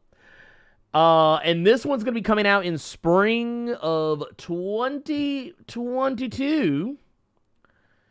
And let's see here. I want to actually I want to pull this up. So I want to have this to share. I'm going to put this on the there we go. And there we go. Okay. Here, we're gonna take it over to this side. I think I got this right. This is gonna be called Destiny of X. Love how like we just keep the of X in everything now. House of X, Powers of 10, Destiny of X, Destiny of 10, God only knows, 10 of Swords. Lots of X. I mean, it's X-Men, so yeah, hey, be surprised. But yeah, basically, what you need to know is that this story arc is going to be very Destiny-centric. If you have not been reading Inferno, God help you. God help you. How many issues is it now? What's about Inferno? Only 2 so far. We still got I think the Inferno 3 got delayed because of I'm assuming because of the Paper Jam issue that happened at Diamond or at Marvel. I don't remember where it went down exactly, but there was a huge Paper Jam, so it threw off a lot of, I think it was at Marvel, but it threw off a lot of comics. But I love this because it's it's a very nondescript image. It's literally just, there is no the future. There is no destiny. It shows the quote by Irene Adler, a.k.a. Destiny. But yeah, it's we don't really know a whole lot of details about it. And right now we do know that Destiny has returned as of Inferno thus far. And this is a character that is kind of considered pretty integral to the House of X story because of her connection to Moira McTaggart, a.k.a. Moira X, as she is referred to these days. We don't really know anything about this. We don't know who's writing it. I mean, I'm certain Jonathan Hickman is still overseeing it because he's technically still the head of X. So he may not be writing any books, but he's definitely overseeing the teams that are writing these books. But Marvel hasn't given up any other news about it one way or the other. However, I'm pretty sure that's going to change here pretty soon. Carter, what do you think about this? What do you think about a Destiny of X book? What do you think it could possibly be about? I mean, other than the obvious thing. When you have one of the top dogs of your mutant nation, your mutant sovereignty, one of the most untrustworthy fucking mutants that has ever been put in any form of media, bad things are going to happen. Things are going to transpire. So that's one of the things that I'm just like, well, y'all should have known this was gonna happen. You had Mystique on your team. She ain't this is not the movies y'all pumped out. No. Okay. This is not Mutant and Proud. Jennifer Lawrence ain't got nothing to do with this. Rebecca Romaine is somewhere with John Stamos watching Full House. No.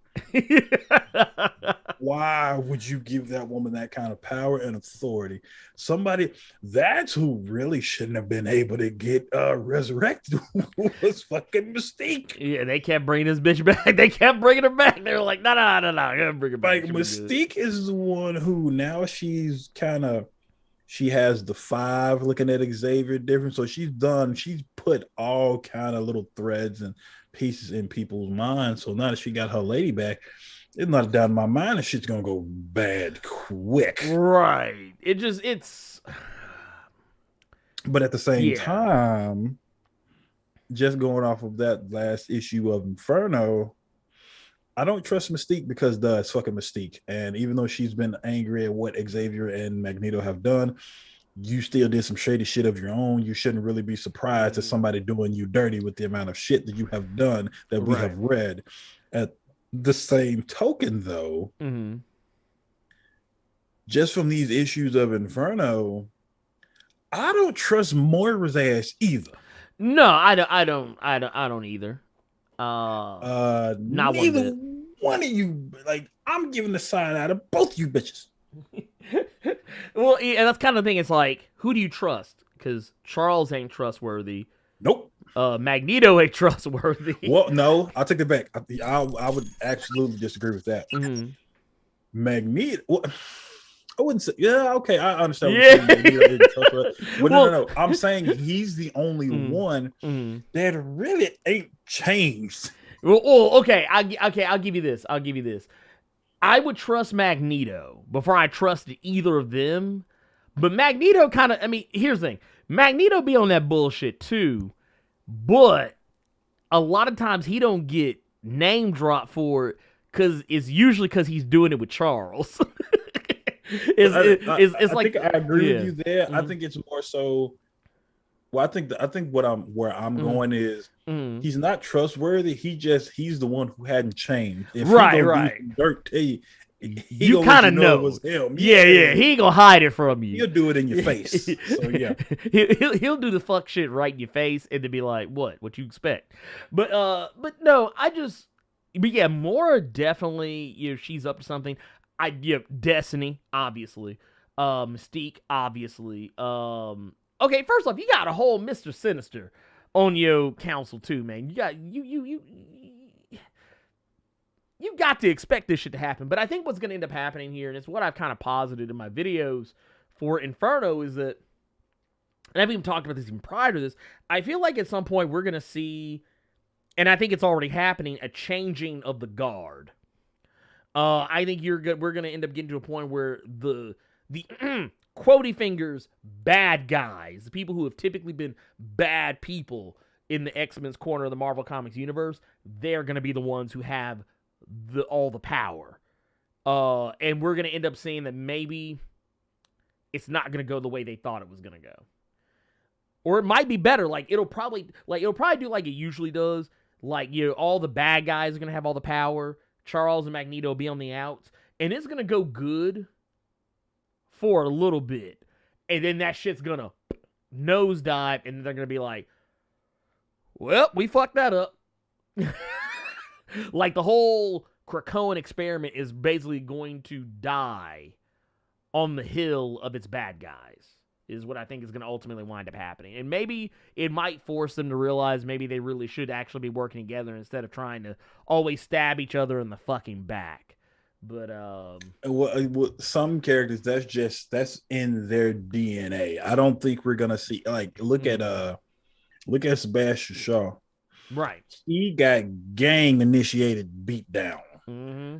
And all he did was, I'm gonna do my shadiness even more in the shadows. Even though I did get fucked up. Right. And I got put in that wheelchair. He's like, you ain't gonna catch me slipping again. Nah, they beat Sebastian Shaw from First Class to Wild Things, and then beat his ass further. So he went from Wild Things to Footloose. Like, look, that motherfucker heard a stir of echoes. He got his ass beat so bad. That motherfucker probably still has tremors. You know what I'm saying? And the next thing you know, he gonna have a flashback and think he was in the cop car. Man. Did we just have a Kevin Bacon movie off just now? We are disgusting. We need to have another story. What? Give us another story. We are some sickos right now. Moving on. We are some dirty old men, dude. Oh goddamn. Let's talk about this one real quick because this one this isn't comics related, but I still want to talk about it. Okay. So, Amazon just recently it just kind of got announced that they're very close to getting that Mass Effect TV series off the ground. It's very close. Basically, they say they are nearing a deal. Amazon is nearing a deal with Electronic Arts in order to make this happen. And for those who don't know, Amazon's responsible for some pretty big series as of late. Of course, The Boys being one of them. They've also done Invincible very recently. Another show that's currently on running right now, The Wheel of Time, which is actually pretty damn good so far. I've only seen the first 3 episodes. I got to watch the 4th one tomorrow when the wife is off. If she's off, shit, might not get to watch it on Monday. But no, this is a big deal if Amazon can pull this off. Now, there's also some rumor around the campfire that Paramount, and some other studios, HBO, have also kind of been trying to go after this, but it seems like Amazon's going to wind up getting it. Now, I bring this up because very recently, one of the former writers, David Gator, or Geider, might be Gator. I don't know. Anyway, he's not Japanese, so I'm going to say Gator. If he was Japanese, I'd have said Geider. But no, David Gator, who used to work for BioWare, just recently came out and said that he wasn't crazy about the idea. Because it's presumed that this is going to be a series that would focus on, or at least that's what some of the rumors around the campfire seem to be of the belief, is that this is going to be a series that's about Commander Shepard, who is the protagonist of the games. But there's a problem with that. Shepard, while yes, Shepard does have a canon look, because there's both the male Shepard and the female Shepard. Both are technically canon, depending on which one you want to play, but it's also you're playing a character who's a customizable protagonist, and that's where it kind of rubbed David Gator the wrong way, because he was basically like, he's like, yeah, I'm relieved to see that, Mass Effect Amazon deal is a potential TV series, not a movie. But he said, even so, the possibility, and likewise for Dragon Age, makes me cringe just a little, unlike many fans who appear excited with a question mark. Like, he puts a ellipses and then excited with a question mark. And basically what he goes on to say is that, for starters, Mass Effect and Dragon Age have a custom protagonist, meaning said TV show will need to pick whether said protagonist will be male or female. Boom. Right off the bat, you've just alienated a whole bunch of built-in fan base who had their hopes up. And basically what he's saying is, because there are people who are going to want it to be femship. There's going to be people who are going to want it to be male-ship. There's people who's going to want it to be, and regardless of whether they're male or female, they're going to want it to be white ship, or black ship, or Mexican ship, or Chinese ship. Shit, you could go one step further, and you're going to have those people that are upset that maybe this series, he's going to be fully Paragon, or he's not going to be fully Renegade. He's not Renegade somewhere in enough, between. yeah. Or maybe he has sex with this character as opposed to this character that you did in the game. Maybe he might go Tally. Maybe he might go Jack. I went Jack. I did too. So that I don't know how they would pull that off. This is going to be interesting to see. Yeah, honestly, it's a lose-lose. And this is why I've actually told people that I've talked to about it that I would actually rather they just not do anything Shepard related. Like, just make it an original, like you can use the video games as like as a blueprint, but I would make it about a completely different character. You want them to kind of Mandalorian it just in that universe, Right. kind of. Okay. Right, yeah. Just Mandalorian it. Don't try to be. Don't do what they're doing at HBO with The Last of Us, because I mean, while it looks like it's going to be a really good show, I can pretty much kind of already tell they're just going to be telling the story of the video game as is. Mm-hmm. Like a lot of the things I've seen, it looks I feel like very we've had this conversation already we have had this conversation already when it came to Injustice. Yes. It's like was this? It just I don't need to have it regurgitated to me. I don't need to have it regurgitated to me. Just do something different, do something original, keep it fresh, and I think all parties will find a way to carry on if that's the case. But yeah, you're already off rip alienating a group of people just by picking a side on this one. And it's like, because this isn't like with The Witcher. This ain't like with The Witcher. The Witcher is a set protagonist. You know, this guy already is who he's supposed to be. This would be, honestly, it would be like they made, I mean, granted, even less so for this one maybe because there isn't a core protagonist. But yeah, like, game series where you can change what the main character looks like or to make them more like you want them to be an avatar for yourself. Heck, even though this game isn't incredibly popular, it would probably it doesn't have anywhere near the same icon status or pop culture status, at least not in a good way. But if things had gone differently with CD Projekt Red and Cyberpunk actually turned out to be like one of those games that people like universally loved, if they tried to make a Cyberpunk show and they had to figure out, well, which version of V are we going with? Are we going with the male one? Are we going with the female one? Are we going with the trans one? Are they going to be black? Are they going to be white? Are they going to be Asian? Are they going to be Hispanic? That's the trouble you run into when you try and adapt a property based on a protagonist that can be customized. So yeah, it sucks. It sucks for him. I hate it for him. Hitty, you bless your little heart. I don't care about the race or gender or sexuality. I don't know why people care so much. Just give me a good story. You are one of those people that if this series I'm sorry, just when you said that, I was like, no. this is gonna go a certain way, isn't it? No. Okay, It's really not. It's really not.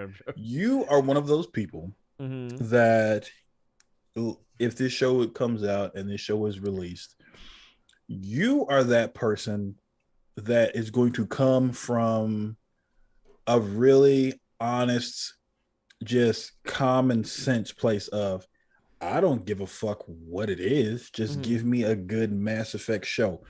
You're that person that even though what you're saying makes total sense, yes, you're going to be the individual that gets shit on and flamed and just disrespected all on the Twitterverse. Why? Because Twitter is a place of taking sides. You don't want to, I didn't mean to hit my fucking mic. You don't want to take sides. You just want to absorb something that is good. You are not liked on Twitter. Well, and here's the thing for me. While yes, I don't care on the whole, but what I'm talking about is that when it's kind of like, I was actually watching a friend of mine's stream and they were talking about this, and I was kind of talking to them in their chat about it. They were talking about the Warcraft movie, and they were like, they don't like the Warcraft movie. They didn't enjoy it. They didn't like the way it played out. Now, to be fair, they're really into Warcraft. They know all the lore of Warcraft. They have all the they bought all the books. They have every expansion. They even got tattoos going all down their arm that are World of Warcraft related. They know tons of shit about World of Warcraft. And they didn't like the way that it was done. And that's kind of like the perspective I'm looking at it for Mass Effect. Mass Effect is one of my favorite video game series of all time. Now, at the same time of that, I also play that game a very specific way, because usually games where I can make a customized protagonist, I make someone who is basically the avatar for me. Like, I make myself. I put myself in those games because I'm like, if I can do it, then I'm going to do it. But that's kind of where people are going to start differing, because there are people whose entire love of that game is tied to that being able to see themselves in that scenario.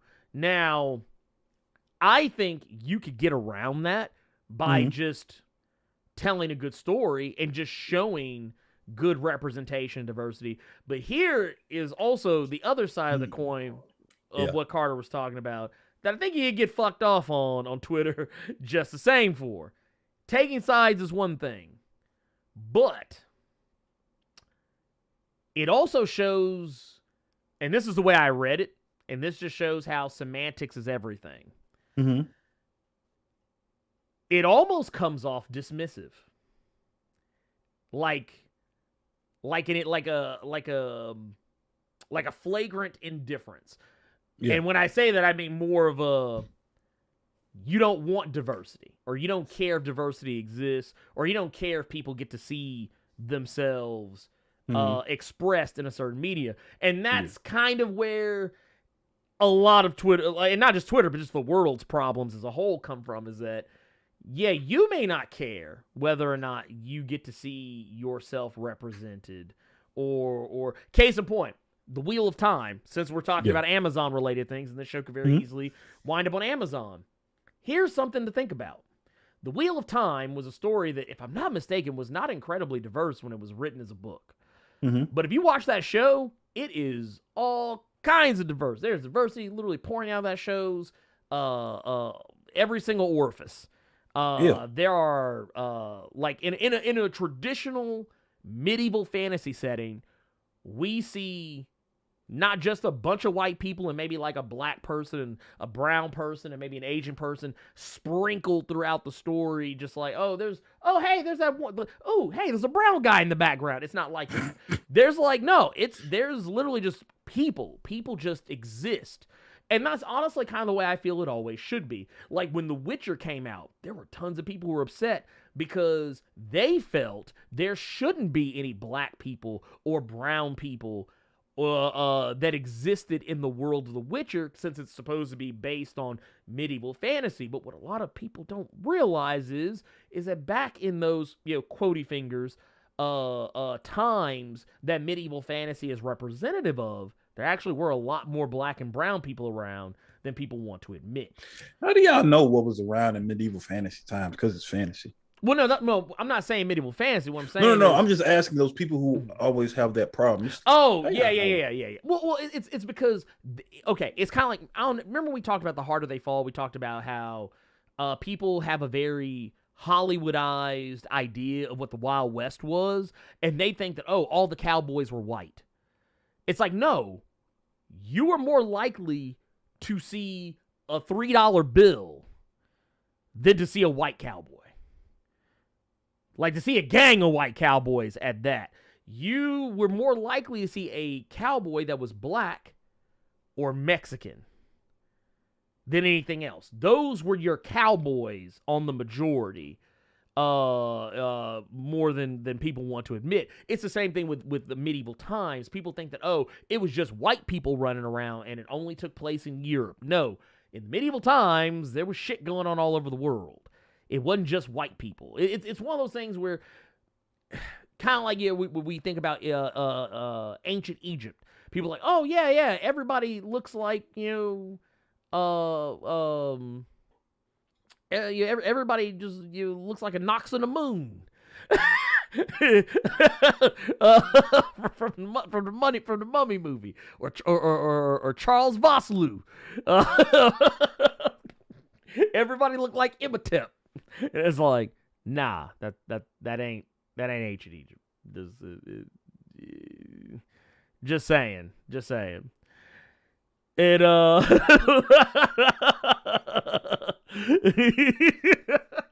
But no, but yeah, it is what it is. It is what it is. Jason Davis with the $5 super chat says, with Solicitous giving us somewhat of a trajectory of X-Men post Inferno, what do y'all think will be the major consequence of Inferno? Best guess. Well, like I said, I kind of already gave mine. I think the bad guys are going to be in charge, or Quotey Fingers bad guys. And I think things will get worse. Much worse.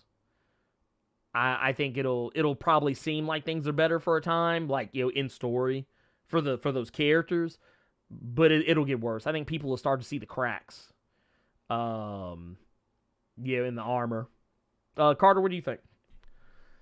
I think you might be right. Like, honestly, when it comes to this story, because I'm enjoying a lot of the X stuff, I don't even want to guess. I just want to be surprised at whatever happens. But if you're taking the Inferno stuff into consideration, if you're taking the recent issue of X-Men that came out this week with Ben Urich basically figuring out, you motherfuckers know how to resurrect yourself. You know how to come back from the dead. You're immortal almost. And we don't know what he's going to do with that information. So you could very possibly have all of Marvel knowing that these people can bring themselves back from the dead, while basically what I'm saying is they're going to have problems outside the house and in the house. And the problem in the house, they let that problem in the house when it comes to Mystique and allowing Destiny to even be a part of the council. So, you let that wolf in. So I don't know where this story is. You let the wrong one in is what you did. Yeah, you let the real one. And to be completely honest with you, I like that I'm not guessing or trying to figure out where the story is going to go, just because my mind was so focused on something's up with Moira. Okay, now Destiny is on the council. Whoa, what the fuck? Colossus? That completely caught me off guard. The Colossus stuff, I wasn't thinking about that shit at all, because all these books, it's a united thing, but they're all their own thing. So saying that shit from X-Force is about to just not even leak, but just go everywhere over Inferno. It's just, I don't know where this is gonna go, but I'm into it so far. Listen, we got another one here. Raymond Pope with the $4.99 super chat says, Carter, Shaw had that beat down coming. Kitty had every right to lay them battle beast hands on that man. Just saying. No, I'm not saying he. I'm not saying he didn't deserve every lick. I'm just saying, even though he got that punishment, he's still doing dirt. Yeah, he's still doing dirt. Yeah, he don't care. He's back to doing his normal shit. Like he's back. He still looks for every opportunity to screw over Emma Frost. Nothing's changed. Like, nothing's changed there. Even though in I believe it was in Marauders, it seemed like they had kind of found an accord with each other. Just as quick as that came, it went. The second he saw an opportunity to screw over Emma Frost, because that's really the only thing that Mystique had to say to get him on board, is that. And here's the sad part. This is also while she knew Emma Frost, like, because what was it? She basically said, well, Emma Frost is going to vote this way. Basically saying that she was going to go this one way, so he should obviously go the opposite way. She knew that he was going to do that. But the thing is, she also knew that she was going to convince Emma Frost to go the same way that Shaw's going to go. And it just, it's like I said, it is what it is. But yeah, let's here we go. Let's get and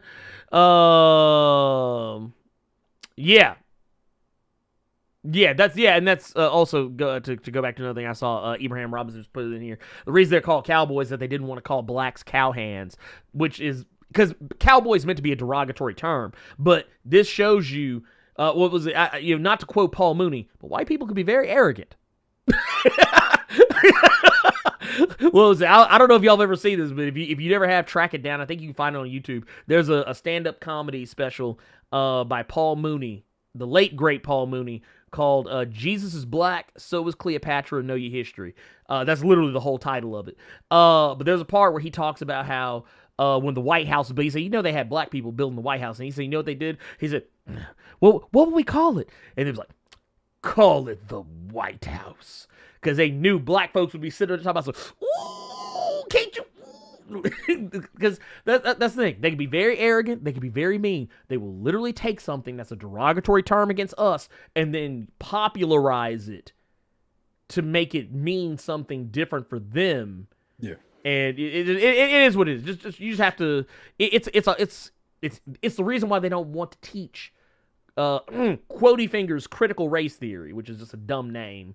It's a dumb name used to make it sound more dangerous than what it is. But two things. Yeah. What? Oh, I was gonna say two things. One, do you think Deadpool will play a role in the X era after Inferno? No, I don't even know what the fuck Deadpool is as of late. No. Now that Emma knows about Moira, she's gonna be the one to put Mags and Charlie out. I didn't even think about that. That would actually. I don't think Marvel would want that smoke just because of how many dudes would lose their mind that the council would just be an all-female thing. Because if Magneto and Charles are gone, Shaw probably gone too. Apocalypse been gone. Oh yeah, he's still blowing. He blowing out Genesis's back. I'm wondering if he's ever gonna come back. I don't read Excalibur. I know that's where he's not been in Excalibur. Okay. Yeah, he is not. He's not even sure. He's gonna come back. I think what's gonna wind up happening though is that it's gonna come at a time when people least expect it. Now, as far as like Emma and more X, I've already kind of said my piece about this and what I think is gonna happen here. Yeah, because we do see some shots in Inferno #2. That are very. Actually, I don't even think it was Inferno #2. Maybe it was Inferno #1. Either way, there were shots that were very reminiscent of House of X. Okay, and they kind of revisited some shots from House of X in Inferno with Emma being the one who is resurrecting Charles and Magneto. I don't know what it means, but usually when they do that scene when it was in House of X, we didn't get the payoff for that scene until House of X #5, which that was a 6-part. If you don't include Powers, it's a 6-parter. So since Inferno is only going to be 4 issues, I think we're actually going to see the payoff for that one in this next issue, or at the very latest, this 4th issue. And I think, honestly, if I had to take my wild guess, I think when she brings back Charles and Magneto, it's basically going to be them waking up to realize all the changes that have been made. Wait, what power is it? What power are you talking about? You talking about Bendis powers, or you talking about Ghost St. Patrick? Wait, what powers are you talking about? I'm talking about Powers of 10. Oh, okay. The companion story to House of X. Gotcha. but no, it is what it is. It is what it is. Let's see who else. Real quick, Carter, do you want? Let's go ahead and run through recommendeds real quick so we can get that out of the way and we can get back to questions. All right. My recommended, even though I saw someone in chat, this kind of made me laugh when they were talking about how they hate all of Tom King's books. My recommended this week is the first Tom King book that I had ever read from Tom King, as far as I know. No, he had been doing Grayson before this, but okay. My recommended, bam, Mega Man, booyah. Tom King with Barnaby Brigenda on art. I remember back when I actually paid attention to solicits. Or not even paid attention to solicits. I actually found out about this book in a free comic book day issue. It was done. A lot of people were pissed about it, the way that this was done. Really? Well, because in the free comic book day issue, it was done. All you see is Kyle Rayner, and you hear people talking. And it almost looked like, oh God, I can't remember when it came out, but it was almost done in one of those Al Qaeda torture videos almost. Oh, okay. Yeah, I know what you're talking about. I know what you're talking about. You know, Yeah, so yeah. that rubbed a lot of people the wrong way. But it was basically, it was Kyle Rayner being tortured. You hear people in the background just doing a lot of dialogue. It was really good. And then the final thing you see, even though you don't really see it, but you see it, is just like those Al Qaeda torture videos. Kyle Rayner eats it. Yeah. And that was the Free Comic Book Day issue. But that's when we go into the Omega Men proper. And I'm telling you, this was what introduced me to Tom King. This is what made me a fan of Tom King. I still have not read Grayson yet, but this was the very first thing that I read from him. And then I went to Vision, and then I thought that man could do no wrong. And then I started reading Sheriff of Babylon, and then I started reading Batman and just got sad.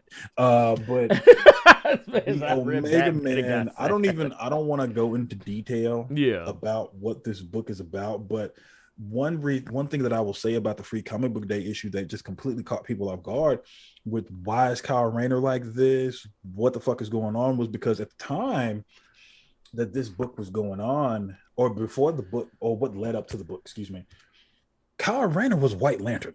The motherfucker was unstoppable. So the fact that he was taken and kidnapped and tortured and killed on camera for the entire universe to see, like, it made you wonder, like, what the fuck was going on. But really, really, really, really, really, really, really good story. I could not recommend this enough. Don't think about Batman. Don't think about anything else that Tom King has done that you hate on. Just Omega Man. Yeah. And one of the reasons I love this book so much is just because this was one of those cases where I was trying to get away from superhero stories. And this is not a capes and cowls story. No. This is just a damn good book. So yeah, that's my recommended Omega Man, Tom King, Barnaby Bagenda. Go read that. Let's see. For me, let me pull mine up. I'm making some things happen here in the background, but let's see here. For me, I'm actually gonna go with. I originally was gonna go One Direction. I don't know if I still should because I kind of want to talk about something I have. Well, you know what? Fuck it. I'm actually going to cheat a little bit. Super Crux is out on Netflix? Yeah, I watched the first 3 episodes of it. When did that happen? It came out Thursday night, if I'm not mistaken. Oh, shit. Okay. Thursday night or Wednesday night. I don't remember which, but... Okay. I will definitely say that... man, it's a tough one. Cause you know what? I did say we would talk about. I tell you what. I kind of wanted to save Hulk for the recommendeds. Actually, I'm going to talk about it. We are in the recommendeds. I'm going to talk about it right now. But one thing I do kind of want to go into is real quick, because we were asked about it. It was originally going to be my recommended for the week, but then the more as we kind of sat here, the more I kind of thought about, everything that I read this week, the more I kind of pondered over some things. It's not my recommended for the week anymore, but I'm still going to talk about it a little bit because some of you were curious. But basically, Hulk, Donny Cates, Ryan Otley, Frank Martin. This one was originally, up until very literally like maybe 5 minutes ago, was my recommended. It's new status quo for the Hulk. I did the video about it. I'm not gonna go too terribly far into it, but basically, it's not a new concept that we're being presented with, the idea that Banner is the bad guy and Hulk is the good guy, but it's not one we see very terribly often. But yeah, in this, it touched all it ticked all my Star Trek boxes. It ticked all my Star Trek and Power Rangers and Gundam boxes. Just because in this realm, in this world, this new era of Hulk, that Donny Cates has set up, basically, Hulk is, for all intents and purposes, just a Megazord for Banner to pilot around.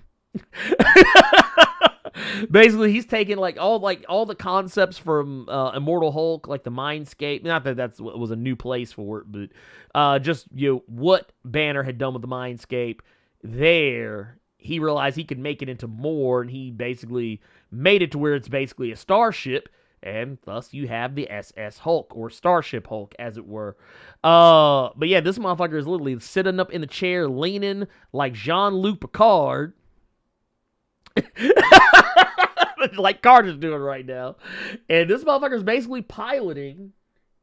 He was basically piloting the Hulk, using the Hulk as slave labor, for Christ's sakes. I remember I was actually in the car with my wife. We were driving to Thanksgiving dinner, and I was giggling about this because I was rereading it on my phone in the car. She's like, "What are you laughing about?" And I was like, I'm kind of laughing at this new status quo for the Hulk. And then I was explaining it to her. She just looked at me and was like, "That's awful." Not saying the story was awful, but just the idea that Banner is basically torturing the Hulk, tormenting him with endless waves of enemies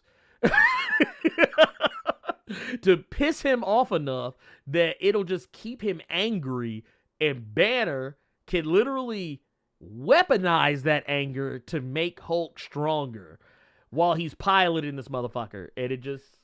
Because of what Donny Cates said when he was on The Cave with Ryan Stegman, about how they've had to go to Marvel several times about what they can and can't show in a book. Yeah. I'm just going to be counting how many gross, gruesome moments we see in this book, because we already had one where Hulk rips his hand off and then puts the Hulkbuster hand on the stump. Dude, that shit was so fucking cool.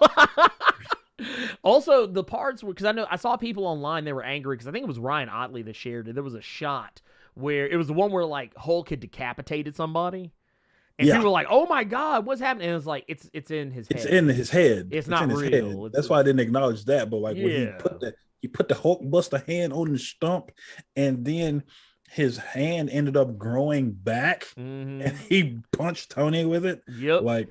I'm just counting all the gross moments. I don't really want to talk about how I feel about Hulk #1, just because I'm going to go on a tangent because of some people that I saw on Twitter. Some people that you follow, just some... I already know who one of them is. Because I saw it. Comic fans. I hate them so much. I hate and despise them so much because they can be so stupid while this plane flies overhead. This is all I'll say, because I've had to quote this Jay-Z line quite a lot. This is what got Reggie Hudlin to follow me on Twitter. If you like my old shit, buy my old albums. Yes, sir. Shut the fuck up, please. Exactly. Please. I liked it. I thought it was great. It you know what? Here's the thing. You know what? I remember when Immortal Hulk first came out, and there were so many people who weren't crazy about it because they didn't like it being a whole monster movie type deal, very horror centric. Oh, you gonna make me quote it? I'm saying. But now look at them. Now everybody is putting another dick riding. Yeah, now they're dick riding Al Ewing. Some of these same people, I remember seeing them when Mortal Hulk first came out. They were like, "Man, fuck this book, man. They just turned him into a fucking werewolf, man." Now, why can't we have Hero Hulk? I want Hero Hulk. Right? Why is he always evil? Shut the fuck up. But Jesus Christ, shut up. Y'all done put the pussy on the pedestal now. And now y'all mad when the new shit shows. Because, honestly, a lot of people did this with Black Panther.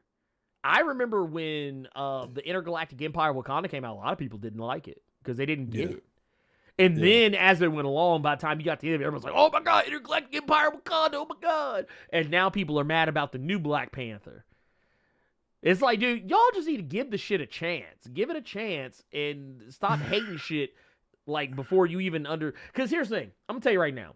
Very rarely have I ever decided that I didn't like something based on the first issue.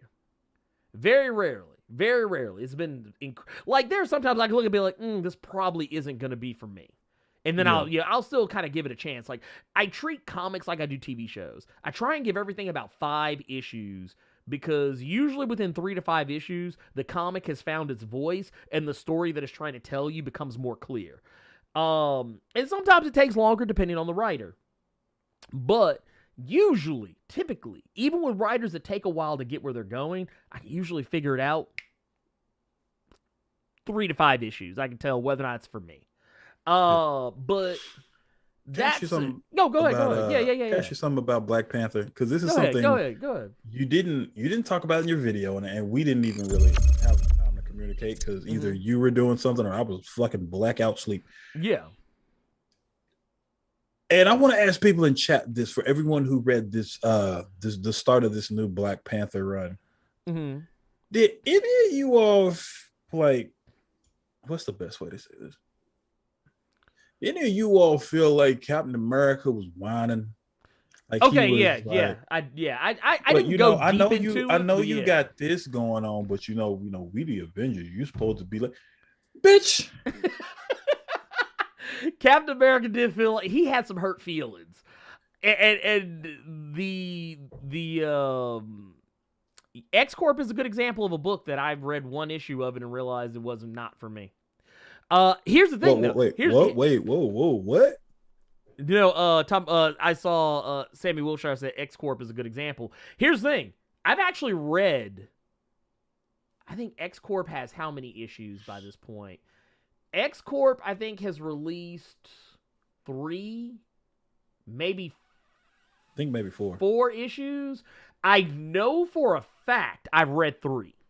Mm-hmm. I read 3. And lies.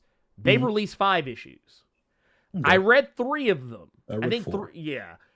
And honestly, I don't even, it's not even that by the time I got to that 3rd issue, I could see where they were going. I just didn't want to go there with them. And here's the thing. You're not saying, and you know what you did? You stopped reading it. You're not on Twitter talking about, I just want to see Hero Hulk. I want Hero Hulk. No. Because I can read. I can literally go on Marvel Unlimited or on Comixology and go read Hero Hulk. Which is why I like what Donny Cates said, because Donny Cates said it really nicer than I could have said it. Yeah. What I'm doing in my run does not negate what Al Ewing is doing in his. You can still go read and love what he did. And I'm not saying you have to listen to anything Al Ewing says about it, but Donny Cates said it here on the show that he told Al Ewing what he wanted to do with Hulk. Mm-hmm. And Al Ewing gave him the seal of approval. It said, do it. So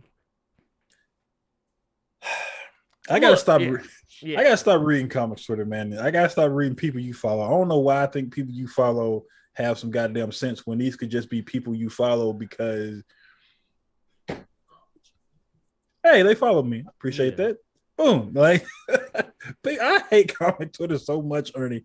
I despise those heathens. I hate them. Well, and I want to. Wait. Here. Worthy Ice Z actually kind of said something that I was thinking.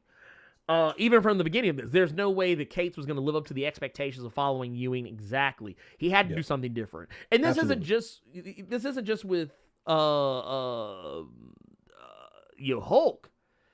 Hell, Al Ewing had to follow Cates on Venom, and not even just Ewing, but Ewing and Ram V both have to follow Cates after that. Hell, and I don't think they just hit the mark in that first issue. I mean, I think the first issue's okay. It's just that it's because here's the thing I wasn't prepared for. It's like I was kind of thinking that, and I don't know why I thought this. I honestly don't know why.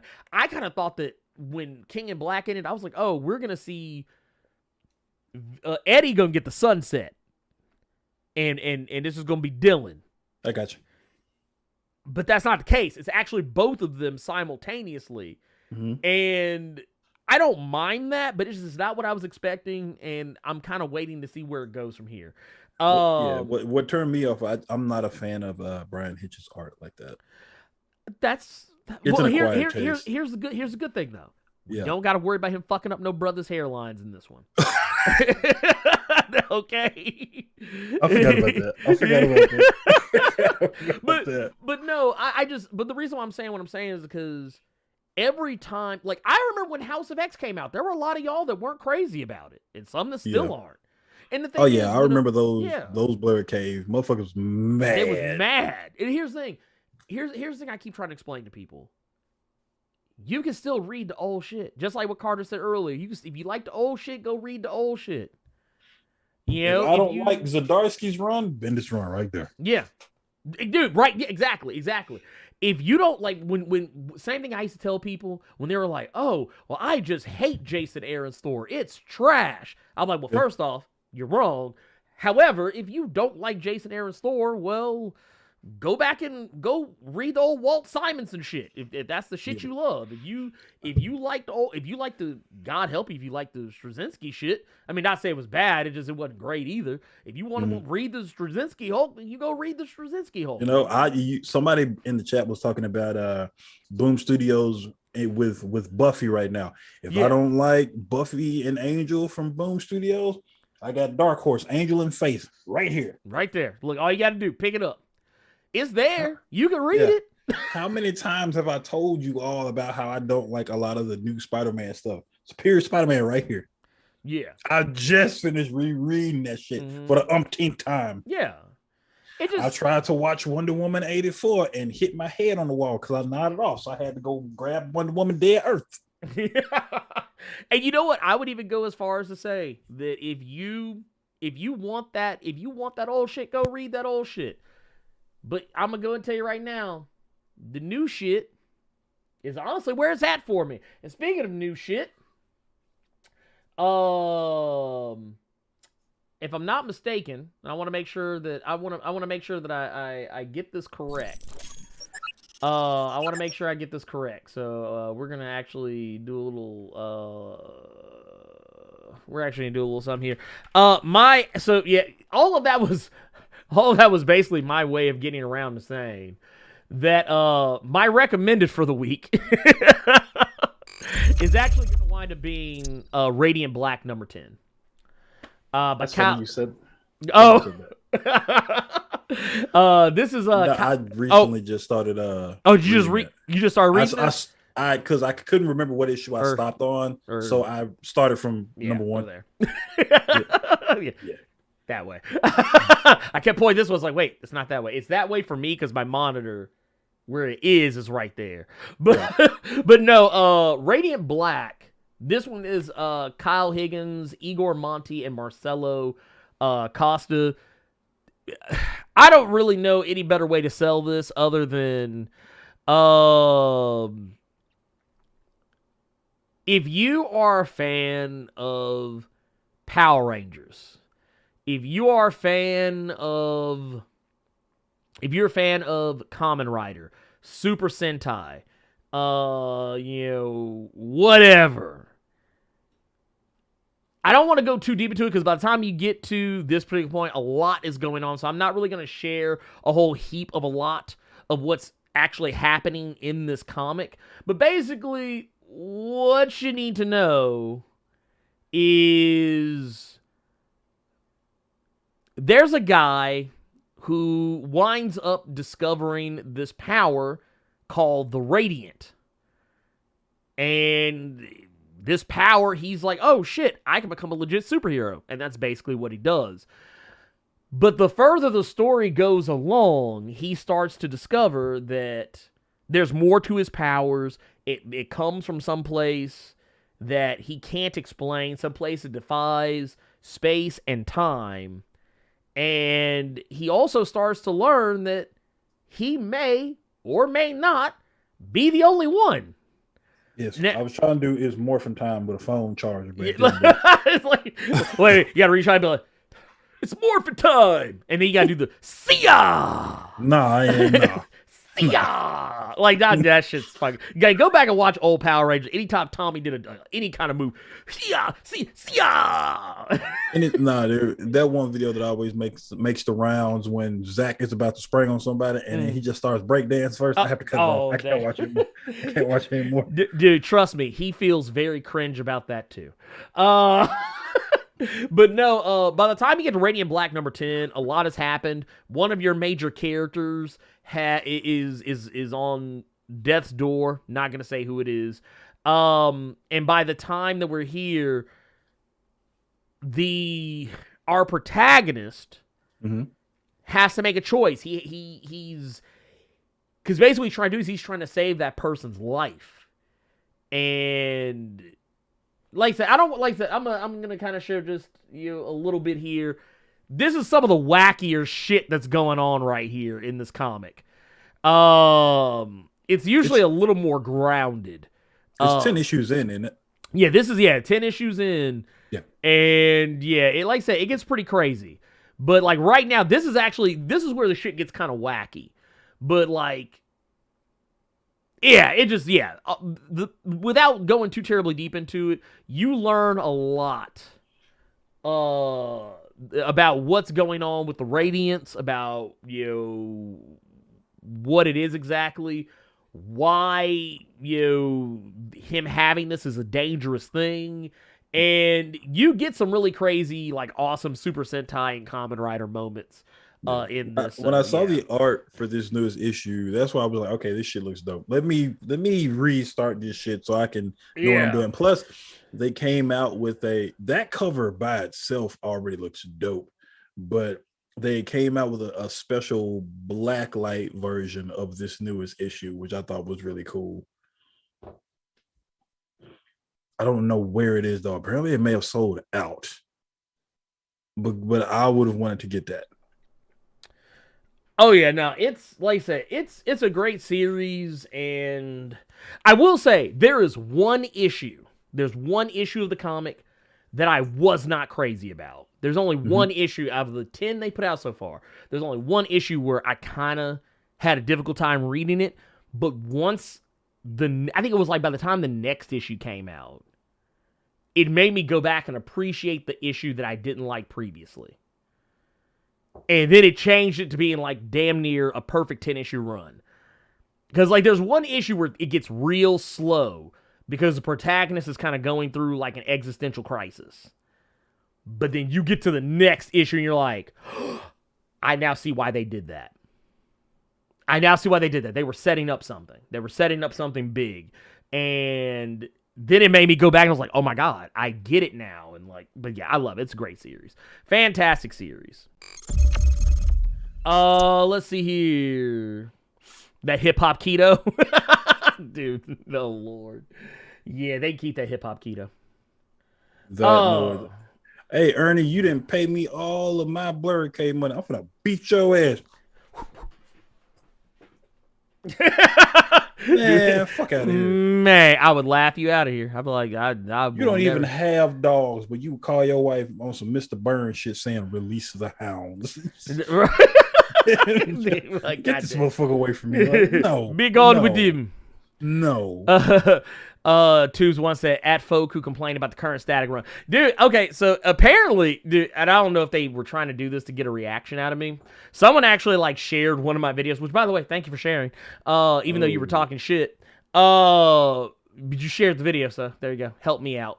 But no, they got mad at something I said about the current run of Static Word. I basically, in one of my last videos, I said that Virgil's parents get more to do in this comic than they did in the previous like 42 issue. I think it was 42 issues of Static, and they were like, his parents were characters. I was like, yeah, they were characters. They just didn't do a whole lot.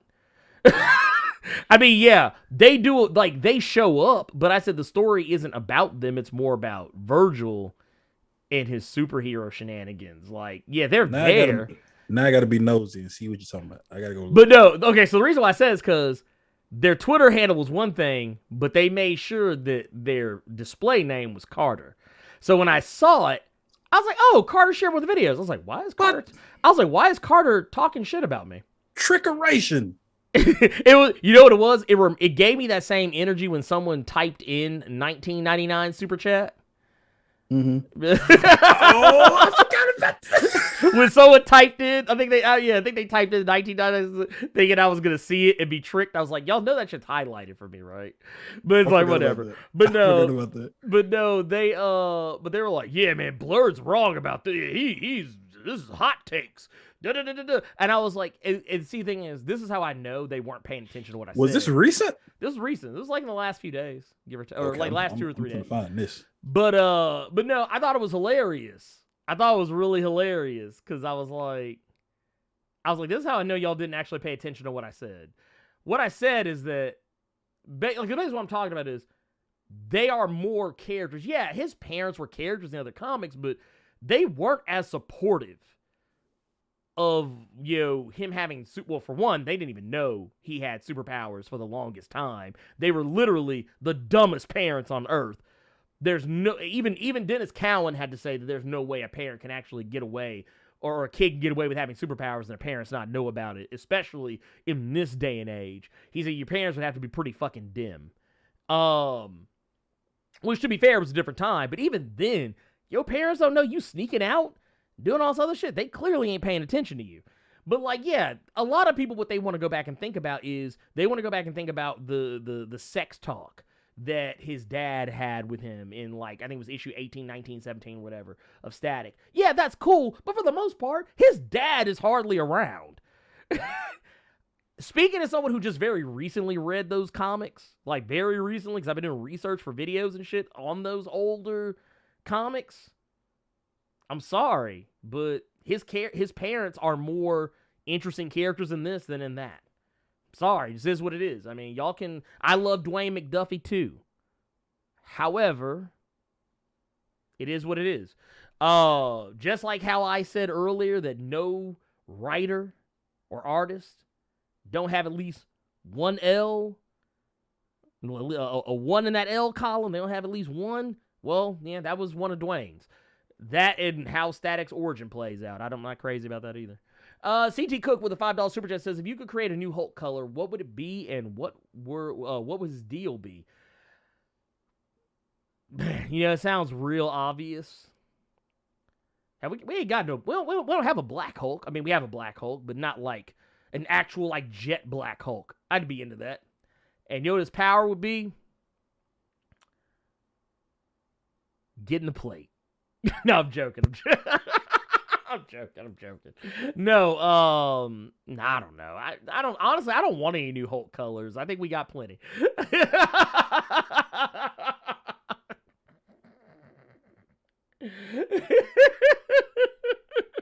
I don't want any new Hulk colors. I'm good on Hulk colors. Let's see.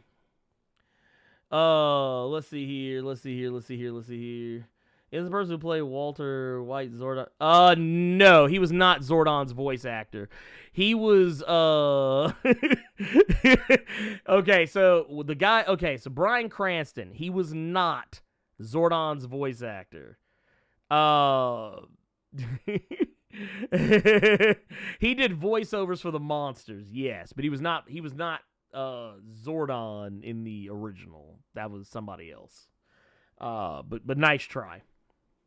Let's see here. Let's get into...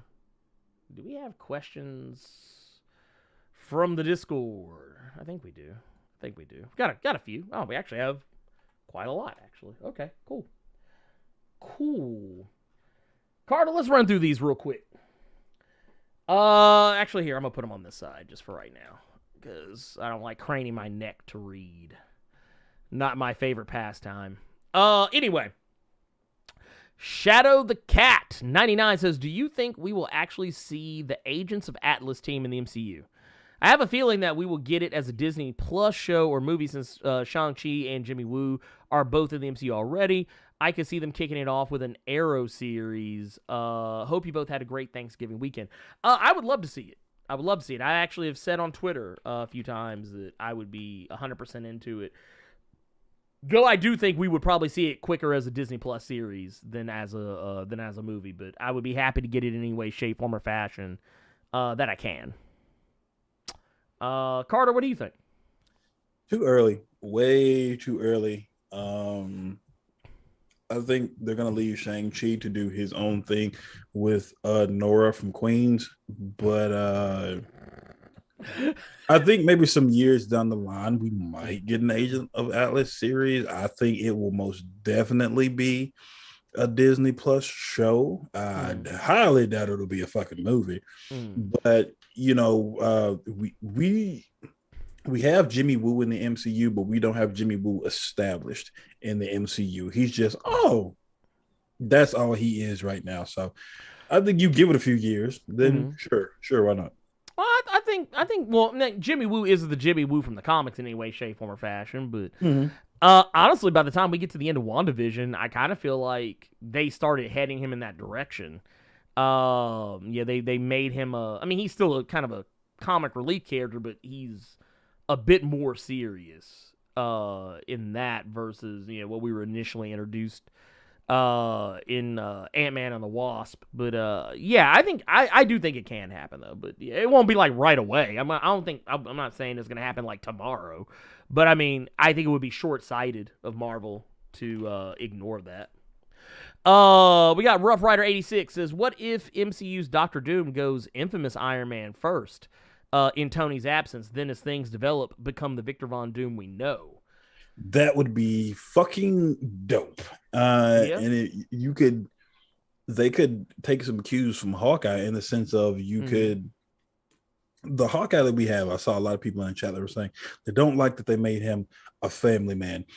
He was a family man in the Ultimate universe. Ultimate Hawkeye was the family guy, and no pun intended. But I think with Tony being gone, I think if we want to get Spider-Man leaning more toward him just being a friendly neighborhood Spider-Man and not with Stark tech, that could be a dope way. But I think the negative of that is I think a lot of people would be waiting on the other shoe to drop that know that character.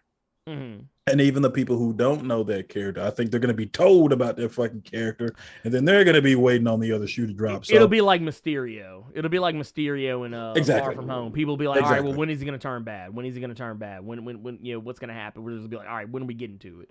Which, I mean, I'm fine with that. If they actually tried to treat him like he was a good guy first, like if he tried to like I could see it. You set him up as, oh, hey, there's this guy in Latveria. He's basically using tech that's kind of similar to Tony Stark's, but he's got like a weird twist on it, and like he's trying to be the hero of his people, and kind of pulling oh yeah, he's kind of like Black Panther, or whatever. Like he's like Latveria's superhero king, and then eventually he breaks bad. Kind of, you know what? Kind of similar to some shit that happened in Young Justice not that long ago.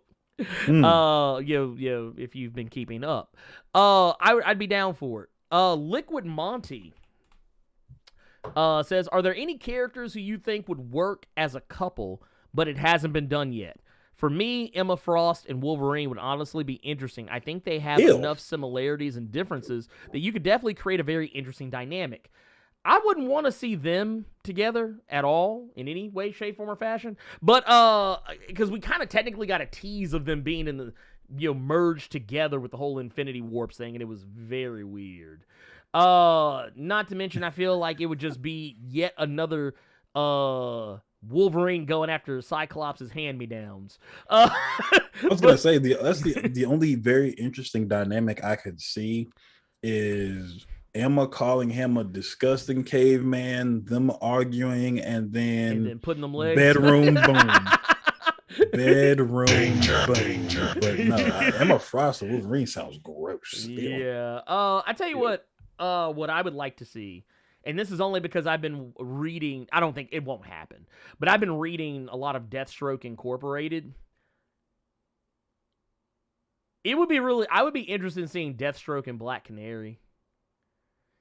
Just because it would piss off Oliver. It'll never happen. It'll never happen. But it would devastate Oliver. Carter, you got one? Don't the die. one I just thought. No, the one I just thought of will piss a lot of people off.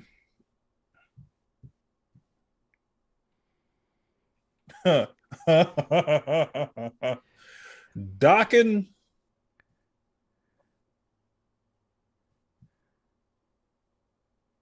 What's his name that everybody wants to murder on Hellions?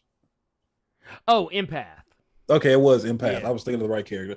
Yeah. That would be interesting just because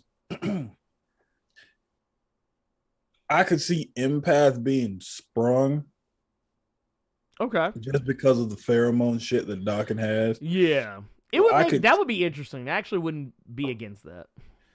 And the reason I say it is just because I think it'd be interesting just because they're both assholes. But I would love it if Dockin didn't like Empath at all. But he just doesn't want to see the Hellions fucking kill him for all the dirt he done. Yeah. So that'd be the only reason I would want to see that couple pairing. It's just I don't know. I'm weird like that. Just I'm not into. She's not that into you with murder. Right. Yeah. I'm good. I think a lot of y'all might know this about me by now. The last thing I ever think about is what two characters are fucking. I don't care.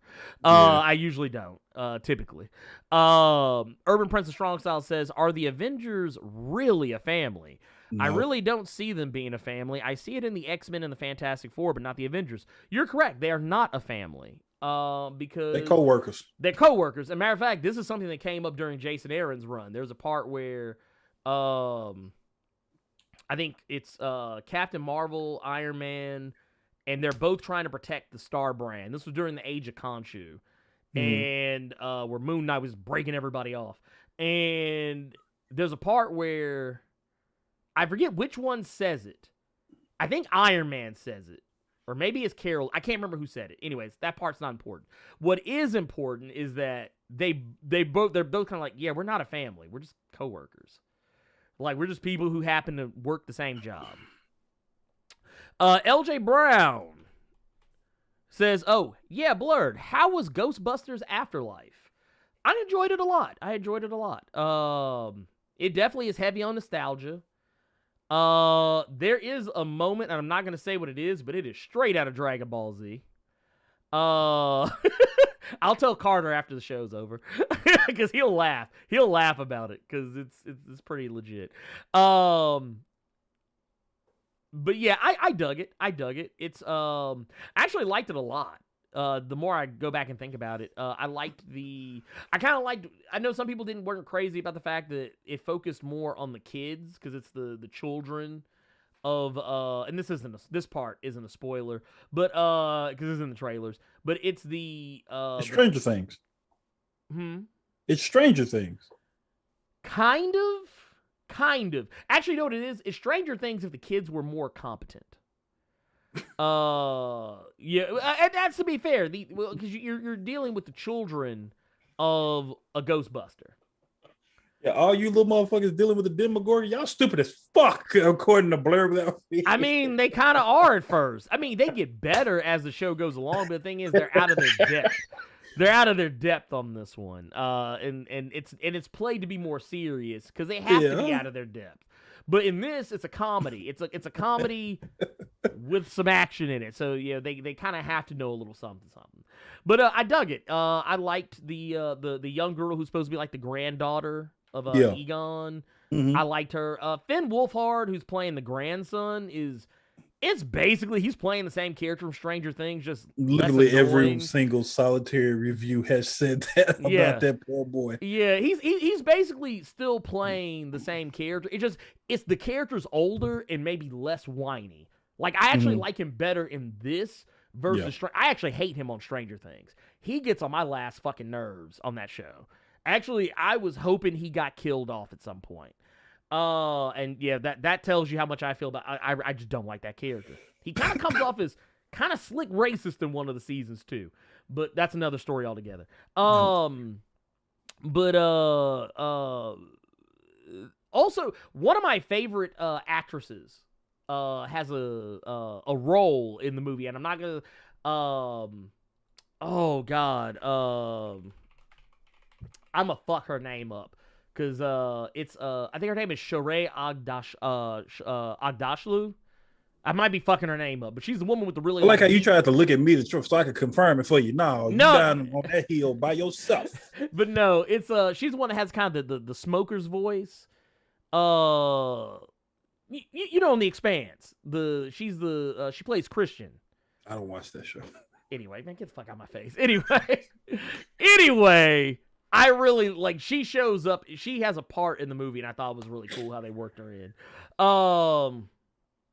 And I'm not saying what it is, but I liked it. It was reverential to the original, but to the point where it made sense. It wasn't like nostalgia overload, but it was maybe that close to it, but like it never crossed the line. There was a problematic plot point from the original movie that they regurgitated that I didn't care for, but that's about it. And I thought J.K. Simmons was wasted, but that's really the worst. J.K. Simmons is in Ghostbusters? Mm-hmm. He's in Ghostbusters Afterlife. And they do a really cool thing to tie him to the original movie, but it's like he shows up for like, I think, a couple of scenes and then he's gone. Yeah, Walter Peck. No. Well, actually, Walter Peck shows up more than he does, which is just crazy. You motherfuckers got Walter Peck in it. Well, no. I mean, like Walter Peck is I'm saying like he's not in Afterlife, but I mean I'm just saying Walter Peck has more screen time in the original Ghostbusters than J.K. Simmons has in this one. But yeah, Walter. Yeah, I wish they had Walter. I wonder what is that actor up to. Is he still alive? I got to look this up. I have to look. Last time I saw him, he was possessed on the video game dancing. Let's see here.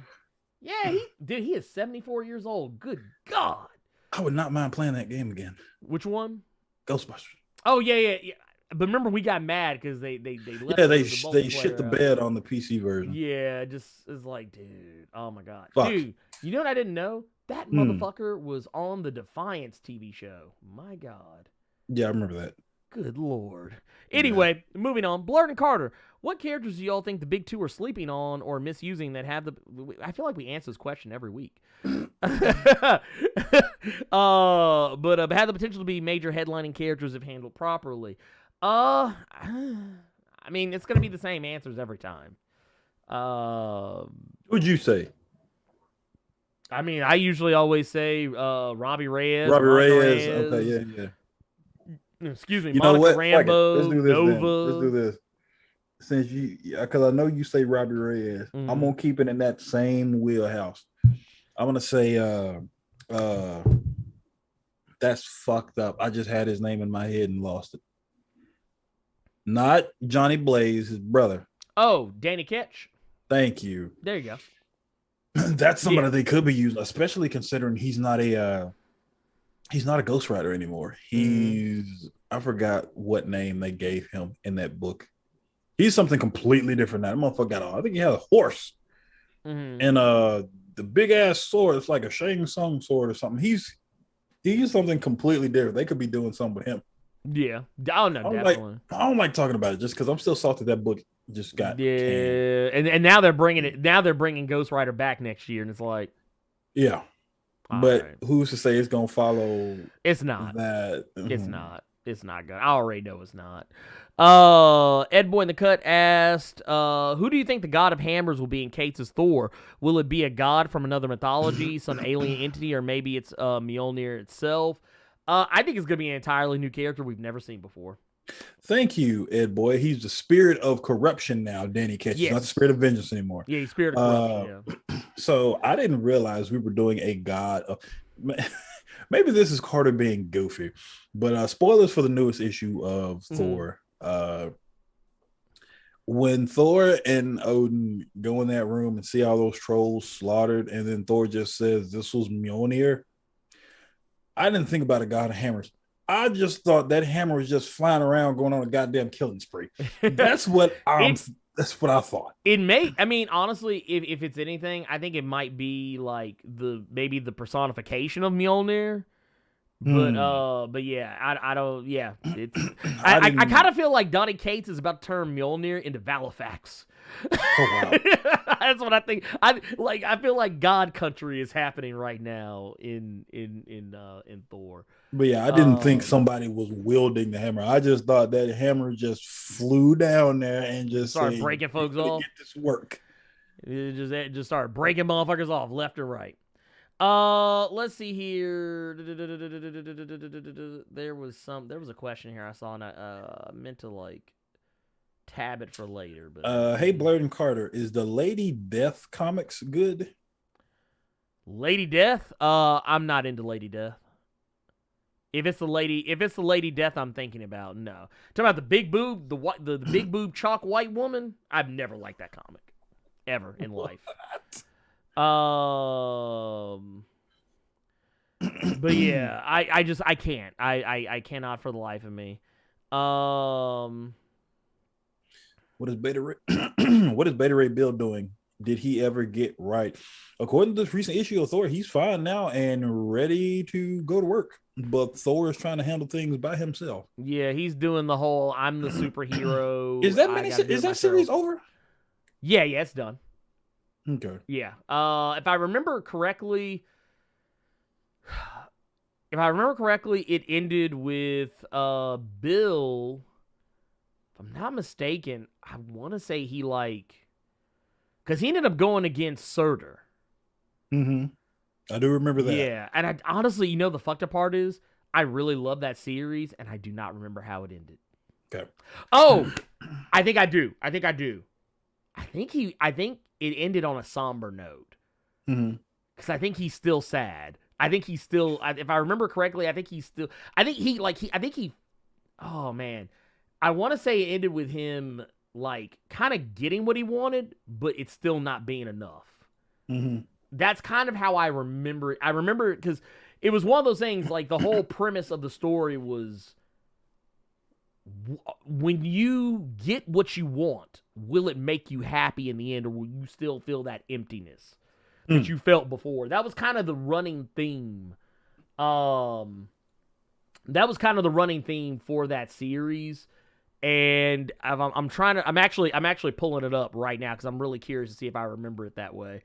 But yeah, that's what it was. Yep, that's exactly what it was. Because he ends up staying looking like a normal. He finally, because remember the whole thing was he was mad he couldn't turn back, and now he's been turned back. But when he looks at himself in the mirror at the end, he's like, I couldn't be happier. But when you see his reflection, it's the Beta Ray Bill with the horse face, and he does not look happy. Matter of fact, Beta Ray Bill in his normal human form doesn't even look happy. But yeah, he got what he wanted in the end, and it still wasn't what he wanted. So yeah, that was what it came down to. Let's see here. Oh, this was the one. What do you think of the secret X-Men announcement? Yeah, mid. wait, you know what remind me of that MJF promo. We kept calling CM Punk mid. Goku Shurin's baby father with a $5 super chat. Bro, there is a white DC character who yells out black power and becomes a black man. I can't make this up. We've talked about him before. Yeah, he was a member of the Justice League. Yeah, that's the Brown Bomber. Yep. And he had a certain length of time that he was able to be that black man, and he called it CPT. I'll give you a few seconds to figure out what the fuck CPT meant. Yes. But yeah, he went from this and one of the main things was that he was prejudiced. Yeah, I think so. If I'm not mistaken, I think that was the case. I just want to point out that they could have done so many things. They could have brought back the Amazing Man, but they chose to go with the Brown Bomber. I actually have been meaning to do a video about that shit too. I've been too busy to do it. I explicitly remember he was when he turned into the black dude, he was wearing basketball shorts. He had a fro. Yeah, sounds about right. I can't remember what. But yeah, he was a member of the Justice League. That was a thing. Sadly, sadly, it was a thing. I just know Beta Ray Bill was outside that house feeling the same way towards Thor how Carter feels towards Robo. God damn. Oh my god. I love this show, man. I do too sometimes. I love it This all the time. year has been awesome for this show. It really has. It really has. Okay, so here I actually found he found it. I found a thing for it. I'm gonna see if it actually shows up in good quality. It probably won't, but we'll just have to go with it. Oh, for right God. now. Just for right now, here it is. But yeah. Well, first, I have to say the magic words. Black Power. Bam!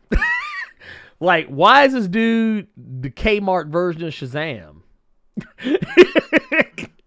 The only way it could have been any worse is if he had to say Schlitz malt liquor. Or, sorry, my brother, you got to get your own. Jack Pirtles. And all of a sudden. Bruh. Oh, God. Father God, indeed. Father God, indeed. The Brown Bomber. That called Mouth God. When I said Jack Turtle. Jesus Christ. Oh, goddamn. Yeah, that was a thing. This was a thing that happened. Fucking gizzards. Yeah. Yeah. We got a 1999 super chat from Blake Quammen. The issue with Hawkeye is the MCU business model. MCU is amazing, but ultimately they are Disney. Disney has the tendency to be cute and fluffy and lighthearted. Hawkeye is guilty of this more than the other MCU productions. Well, I would say I would agree with lighthearted, but that was just because the source material that it's pulling from was more funny and lighthearted. Yeah, it wasn't like dark or anything. Also, Yeah. Blake, thank you for that 1999 super chat. Had to do it. But no, here, let's. Oh man, I think I broke Carter. Which Wolverine is your favorite? That's funny. Not the biggest fan of Wolverine.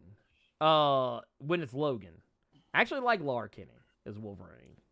The Wolverine from the Paul Cornell run after he had lost his healing factor. Yes. And Paul Cornell run was really good. He had a really dope suit that the Superior Spider-Man made for him. It was a lot of stuff that he was doing in Madripoor, his patch, because he couldn't even pop his claws because he'd bleed to death. But yeah, that Paul Cornell run Wolverine was probably one of my favorites. Yeah. See, what was it? You co-host grabbing hot tickets for Spider Monday.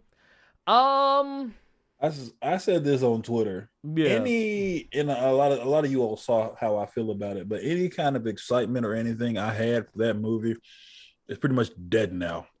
Because every time I turn around, there's some new Spider-Man No Way Home TV spot that YouTube is constantly trying to show me. They've shown me too much of the movie now by this point. I don't want to see it. I've seen too much. I don't give a fucking much. Is this your Spider-Man? No. Is this Spider-Man? Yeah, we get it. They're going to be in the fucking movie. You could have left it alone. You could have very easily left that trailer where you had it because you told people without telling them, which was good. You told them without telling them. But now all these TV spots y'all showing with Jamie Foxx and all this, I don't care anymore. Like I said on Twitter, I'm just gonna go watch Into the Spider-Verse again. I don't care. Yeah, well, because I think there was an article I saw, and as soon as I saw it, I immediately knew what it was. And it was like, hey, there's this new TV spot that shows more of Electro, and I was like, X. Don't want to see it. Don't want to see it. Don't care. Yeah. Let's see. Oh man, That boy said he got heat claws. Jesus Christ. Lord, They yeah. have not used those Mm-mm. ever since that miniseries. Nope, that shit got ignored. Mail message. Did y'all watch Final Space 3? Thoughts on the show's cancellation? I didn't know What is it that? got canceled. Okay, so shit. Now I'm looking it up to see like why the fuck it got canceled. What the fuck is that? It's an animated series. I'm trying to remember who did it. Oh god, I don't remember exactly, but basically, yeah, it was kind of like a. What's the best way to describe Final Space? It kind of reminded me a little bit of like if you took like Star Trek, but like maybe with the I don't want to compare it to Rick and Morty, but if it had the sensibilities of Rick and Morty, not exactly, but just like the mind, like you went into it with that mindset, give or take. That's basically what I took away from Final Space. I didn't hate it. It wasn't something I just regularly watched. Okay. But that said, yeah, I didn't know it got canceled. That sucks. Because it actually had a really good cast to it too. Like they had tons of people that worked on that show. Hell, some that were surprising more than others. I tell you what show I'm glad isn't canceled. Arcane. I finally watched the third act a few days ago. Okay. What'd you think? Oh, I loved it. Like I kind of see what you're talking about though. You were saying like you kept thinking about like you were like, man, I'm kind of thinking about checking out that League of Legends game until I remember this got a toxic ass fucking community. And I was actually talking with some other people about that too. Because I was like, you know what? I'll play Ruined King. I'll play that Ruined King game because that's a League of Legends game. Do not, even though it's very enticing and that's what they keep promoting. Don't get it on the Switch. Oh, don't get it on the Switch. Oh, why? What's going on? There are several moments in that game. Well, maybe it works better if it's docked. I was gonna say because I have a Switch Lite because I was never gonna dock mine in the first place. I wanted portability, but there's a lot of moments where like not a lot, but there are frame drops. Oh, okay. So that's all you had to tell me. I'm out. I'll play it on PC or on PlayStation. I was gonna say maybe if you have it docked, it'll be better. Plus, it only shows up because the graphics are really cool and really like drawn comic almost, but the hub world you're in, when it starts panning out and there's a lot more shit on the screen. Oh, you get that slowdown. You get that slowdown. In handheld mode, I will say, because again, I'm strictly playing in handheld mode. There was a moment where I used the character's ultimate move because characters have some of their ultimates from the game, where there was some slowdown. There's a image viewer in the game where you can see the characters. If you have it zoomed out, it's fine. The more you start zooming in on that character to see the effects and everything, that's when it gets worse. Rough slowdown. Man, so that hurts. I'm still playing it. I'm still enjoying the fuck out of Ruined King. Do what I did. Don't play PC League of Legends. Play Wild Rift. Play the mobile one. Yeah, I was gonna say, I actually because they have another game too called Legend of Runeterra. That's their one. That's their Hearthstone basically. That's their Hearthstone style game. And then you got the Ruined King. Apparently they have a fighting game coming out in the MMO. Yeah, Project L. Yeah, Project L. Yeah. L. It's made by the Cannon brothers. Those are the guys who like they created GGPO netcode. Okay, got you. They came out with a fighting game. It went down in like 2014, 2015. I think it was more so a concept for Project L, like a 3-button fighter that was a lot of people really liked with robots and stuff like that. Okay. The team behind this game is going to be good. But yeah, dude, Ruined King is good. If you play the mobile League of Legends, because it's much faster, I think you'll have fun with it. Plus, you'll be more than likely playing with me. But yeah, I want to go back to. So, what did you really dig about Arcane? I liked. Well, for one, the animation was top tier. I see why it took them several years to get that shit done.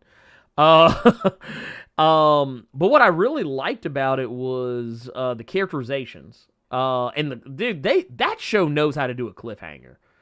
Almost every episode ends in a spot where you're like, well, fuck, I can't stop here. The third episode, especially at the end of Act 1, it was a gut punch. I think I was actually talking with Adam and Jose from Nerd 901 about this, but I was like, it reminded me of when like you're in high school or whatever, and you're sitting there chilling by your locker, talking with your friends, and one of your boys comes around, and just bam, and then just like just gut checks you real quick, like just to fuck with you, but you're just like, oh shit, you got me. Like that's what it felt like, or like you playing like Strawberry or some shit, and you fucked up, didn't say Strawberry, you got fucking tagged. That's what it reminded me, because I was not ready for it. And I liked that the I don't know a lot about the lore of League of Legends. Like I've actually been reading up on it because the characters are very interesting to me. But I really liked how Jinx is portrayed in the show. Yeah, and I liked what they did with Echo. I won't lie. When I was watching, I think it's either the fifth or the final, not fifth, but the 8th or the 9th episode. I can't remember where it happened, but there's a part where Echo's about to throw down against another character. I won't say who it is. Just because of spoilers, whatever. But the way they did it at first, I was like, switched it. when they switched the animation style, and I was like, I was like, man, I kind of want to see him actually like throw down. I was like, why are they doing it with this one? And then when you get out of it, you're like, oh, I see what you sneaky motherfuckers did. Yeah. And then they actually let it happen, and you're like, oh man, and it's beautiful. It's beautiful. Yeah. But yeah, that's an art style that's not viable for quick turnarounds. So I don't know how much longer we're gonna be waiting. I would be terrified for.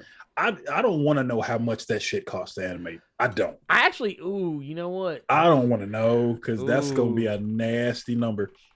But I actually do have a buddy of mine who he religiously plays League of Legends, so it was a lot of that stuff. Like I tell him about the Ruined King because he's not an RPG fan, and he'll be like, "Oh wow, really? Okay, that's crazy. That's neat. All right." But I asked him about Jinx, and he was like, dude, as far as people knew with Jinx, that was just a crazy white chick. Damn. So to see Arcane, and you were like, wow, that's heartbreaking. Yeah, dude, Again, people, you do not need to play League of Legends. You really don't. To enjoy that show. You really don't. It's watching that. And I've been rewatching the Cowboy Bebop anime. I'm getting back into my anime bag. So people, hit me up on Discord, hit me up on Twitter with the anime. I need to watch. Yeah, I'm trying to actually find it, and I can't find the numbers for their for how much it costs them to animate each episode. But I'm gonna go ahead and tell you, it took 7 years for this shit to come to fruition. Actually, wait, it says Arcane had about a budget of 9. There's some people that are like kind of positing. This is actually someone kind of guesstimating, but they said, oh, here it is. This is actually somebody who would probably have a bit of knowledge on this because they work in animation. But they said, just FYI, Arcane's budget is way beyond a normal TV animation budget by many millions of dollars. It's literally one of the most expensive animated series on television. Don't blame me for comparing the shows, but Arcane is not playing in the same financial ballpark as the rest of us. And okay, so basically what they're doing is, so someone was talking about Blade Runner Black Lotus. That's what they were talking. Okay, so someone was comparing. This is someone who, okay, basically the best way to put this was, I'm looking at a tweet that is someone who worked on Blade Runner Black Lotus, which I believe also was on Netflix. And then someone trying Adult Swim as well, yeah. And Adult Swim, yeah. So basically, there was someone who was basically trying to compare Arcane's animation to Blade Runner Black Lotus, and basically saying that, like, in not so many words, they basically kind of, the long and short of it was, they were basically saying that Blade Runner Black Lotus's animation was trash compared to Arcane, and someone who actually worked on Blade Runner Black Lotus was basically saying that Arcane's budget is way higher than the budget that they had. And then there's someone else behind them saying that Arcane having a budget of $90 to $100 million sounds about right. Who knows how much was also spent on promotion, but that might be Netflix money too. The only way to get such money together is if the show is a flagship production for a streamer or an IP ad. So yeah, basically people were trying to put it into perspective, because like a lot of people are trying. That's why, like, yeah, when people were trying to say, oh, because I even saw some people saying, oh, well, Marvel should have done the same thing with the Marvel What If series. But here's the thing: who's to say Marvel wanted to spend that kind of money? You know what I'm saying? That's that's franchise money, man. Yeah. Jinx was always presented as a League of Legends version of Harley Quinn until Arcane. Okay. Yeah. Which, I mean, to be fair, that's kind of the vibe I got from Jinx. Kind of in the show. Yeah. But from a darker perspective. Yeah. Like, no one's gonna know what we're talking about if we talk about a certain part. But the part where she's looking at she's looking at somebody on the bridge. Yeah. And her mind made her think the motherfucker was laughing at her. I'm just dude. I'm not gonna lie, Jinx was kind of terrifying. Like, because you weren't sure what she was gonna do. Ooh, last question, and then we'll go to something else. Okay. Would you let your baby do that to your eye? No. No, I would not. Never. Not in a million years. No. Cersei does not have a steady hand. No. No. But no. But yeah, great show. I highly recommend. Please go watch it. It's actually I mean, I'll probably catch some flack for this, but actually, heck, Cersei was even enjoying it. And she's not even really in the age demographic for that show, but there was never really anything that was going on in it that was just like so bad that it wasn't something she saw in anything else that we've ever like watched or that she's even seen herself when she's like playing Roblox. I didn't expect them to show that kid get murked. Dude. Yeah. I was like, that man got Mick Foley'd. like honestly, is it? Am I a terrible person? Because when I saw that scene, the first thing that popped in my head was, "As God is my witness, he's been broken in half." First thing that popped in my head was, well, plays through the games, wins through prizes. By the way, peace and love and good energy out to Jim Ross. Because he's taking some time off from AEW. Oh, wow. Because he's for cancer treatments. Okay. So, just want to give some love out to him. But anyway, let's get Carter. What do you got going on? What do you got going on this weekend, brother? Absolutely nothing. I'm still trying to figure some stuff out with streaming. Because I know I was supposed to do it this week. I do know this, but with Thanksgiving and work kind of dogpiled me. I don't know, man. I'm still trying to figure it. I was supposed to be trying to figure out how to use a certain program, but then I ended up thinking that the program that Ernie was using was a completely different program that Ernie wasn't using. So I thought of a completely different program. Should have asked me. Yeah, but I thought my mind was right, and now we have seen on this issue of the Blerd Cave, my mind is gone. So goddamn, probably just some more Ruined King. Looking at some games that are on sale because GameStop fucked up and put some shit the wrong price, and I didn't jump on it when I could have. So I'm kind of salty about that. Yeah, when they had their whole Black Friday thing where like stuff was Switch stuff was like $26.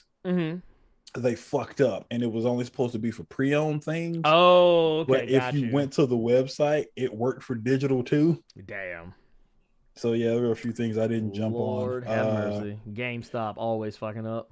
Yeah. For me, I think I'm gonna sit down and watch Bebop. Okay. I'm gonna have to watch it at some fucking point. I'm just gonna be back on the Switch and playing some Pokemon. Yeah, Pokemon Unite. No, I'm playing Diamond. Brilliant Diamond. I'm actually in the end game right now on Diamond and Pearl. That's kind of bad. They just ran out of color, so they just remaking the old ones. Well, no, what they've started doing is, because it takes them a few years to make a new one, so what they're doing right now is, because here's the other problem. It's the same problem that Xbox just recently kind of came out and was talking about. They were talking about how, like, maybe we should support emulation so we can preserve these games that you can't get anymore. Because a lot of those games, not Diamond and Pearl, but, mind you, but, like, some of the other games that they had done, like Sapphire and Ruby, that was like Game Boy Advance, I think. So, like, they don't even sell those anymore. So that was kind of why they did that one. And some of the other ones, too, they're trying to do it to preserve them and update them so that you can play them again, but maybe make them a little bit better than what they were. But they're also, in the process, another team is already working on whatever the next thing is. And that'll come out, because they also got the Monster Hunter one that's coming out in January. Ours was Pokemon Arceus. That one's going to play more like Monster Hunter. Which I'm all for. I'm all for that shit. I can't wait to get that motherfucker. But no, man. Rise coming out next year too on PC. Well, that's the thing. I got it on this. I know, but you can't mod it on there though. I want to see what kind of character mods we gonna get. I don't want to mod it. I don't know. I don't want to. That's the thing. Like, I guess because I grew up with PC gaming. Like, okay. I don't get excited about mods because they usually wind up being like shit that. You know what happens? At some point, my game gets broken, and then I end up having to uninstall the shit anyway. I want to see Spike Spiegel fight a Rathalos. Oh Lord. Anyway, let's see. That said, I'm gonna be playing Pokemon. We'll probably this Tuesday. I don't know if we'll do another Guardians of the Galaxy stream, because that's my I do like a every other week D&D game on the Runaway Robot channel on Twitch, and this week is our on week, so I'm actually not getting to do a lot of fun shit. Other fun shit, rather. Not to say that the D&D isn't fun. It's actually always fun. I always have a good time with it. But, like, my wife wanted to go do Marvel trivia because they're doing Marvel trivia at the Flying Saucer. But we're not going to get to do that because I'm going to be busy. But I'm also not going to get to stream either. So it's going to be kind of fucked off. But we might do something else maybe another day. I'll have to figure it out. But it seemed like y'all enjoyed watching me play Guardians of the Galaxy. Some of y'all, I even saw a lot of y'all saying that y'all were going to go check the game out, which I think it's actually on sale right now on PlayStation and other places too, because I know Steam sale, the autumn sale's up. But yeah, I don't know when that's going to happen. There's, like I said, there's always stuff going on. There's always stuff happening. For those who are wondering where the Wolverine video is, I'll be working on it this weekend. I kind of took a break after doing X-Men, Hulk, and Black Panther. That was kind of a huge undertaking on top of the other shit that I'm preparing. So Wolverine will probably come out Sunday or maybe Monday. We'll see what happens. That's it. I think that's it. I think we had a pretty solid show, pretty good show. Well, we got one more.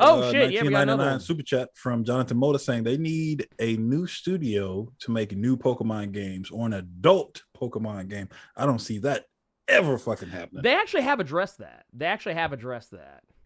I remember the other day they were saying that they have considered the possibility of making more grown-up Pokemon games. But honestly, I kind of feel like Pokemon Arceus is a step in that direction. But they're talking about core Pokemon games is what they were talking about when they said they were thinking about that.